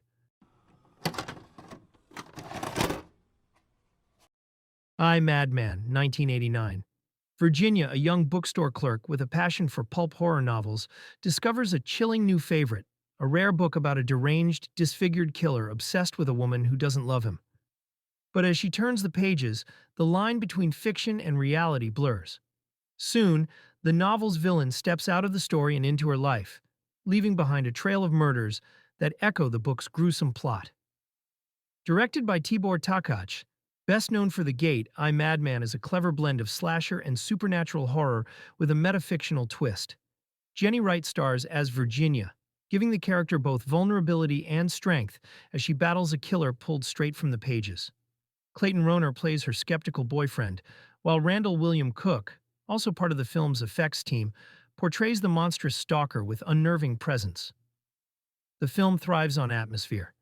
Dimly lit apartments, cluttered bookstores, and shadowy streets that echo with menace. The murders are staged with a mix of gothic flair and inventive gore, while the killer's grotesque, self-mutilated appearance adds a memorable layer of unease. What sets I, Madman apart is its concept, horror that literally comes alive through storytelling. It plays with themes of obsession, imagination, and the dangers of escapism, all while delivering satisfying genre thrills. Though it never reached mainstream recognition, I, Madman has become a cult favorite for horror fans who love clever spins on familiar tropes. It's both a love letter to pulp fiction and a chilling reminder that sometimes the scariest stories are the ones that refuse to stay on the page. The Dead Pit, 1989. A young woman with amnesia arrives at a mental hospital to begin her accommodation, only to discover the institution hides a dark past. Years earlier, a deranged surgeon was conducting gruesome experiments in the hospital's basement until he was stopped and entombed in his own dead pit. But evil doesn't stay buried forever, and soon the asylum becomes overrun with the reanimated victims of his work. Directed by Brett Leonard, The Dead Pit is a low-budget gem that leans into gothic atmosphere and outrageous effects. Cheryl Lawson stars as Jane Doe, the newcomer whose curiosity uncovers the pit's secrets, while Jeremy Slate and Stephen Gregory bring grit and menace to their supporting roles. The film's strongest draw is its imagery. Blood-drenched corridors, stark white hallways filled with screaming patients, and a basement overrun with the undead.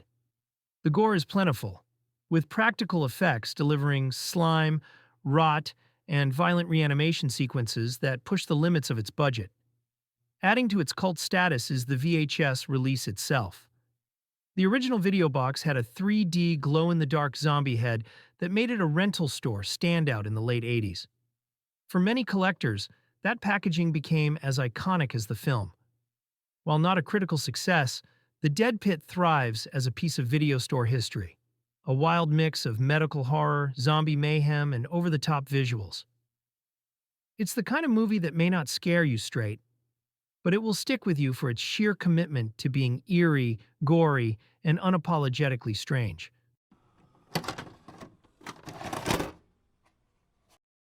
And there you have it. 100 overlooked horror movies from one of the most important decades the genre has ever known. From slashers to supernatural terrors, from art house experiments to straight-up exploitation, the 1980s gave us a wave of films that still feel fresh, weird, and unforgettable today. If you want to keep exploring the VHS era of movies, check out our online store at ejectvhs.com. And remember, always be kind and rewind, because every movie is someone's favorite.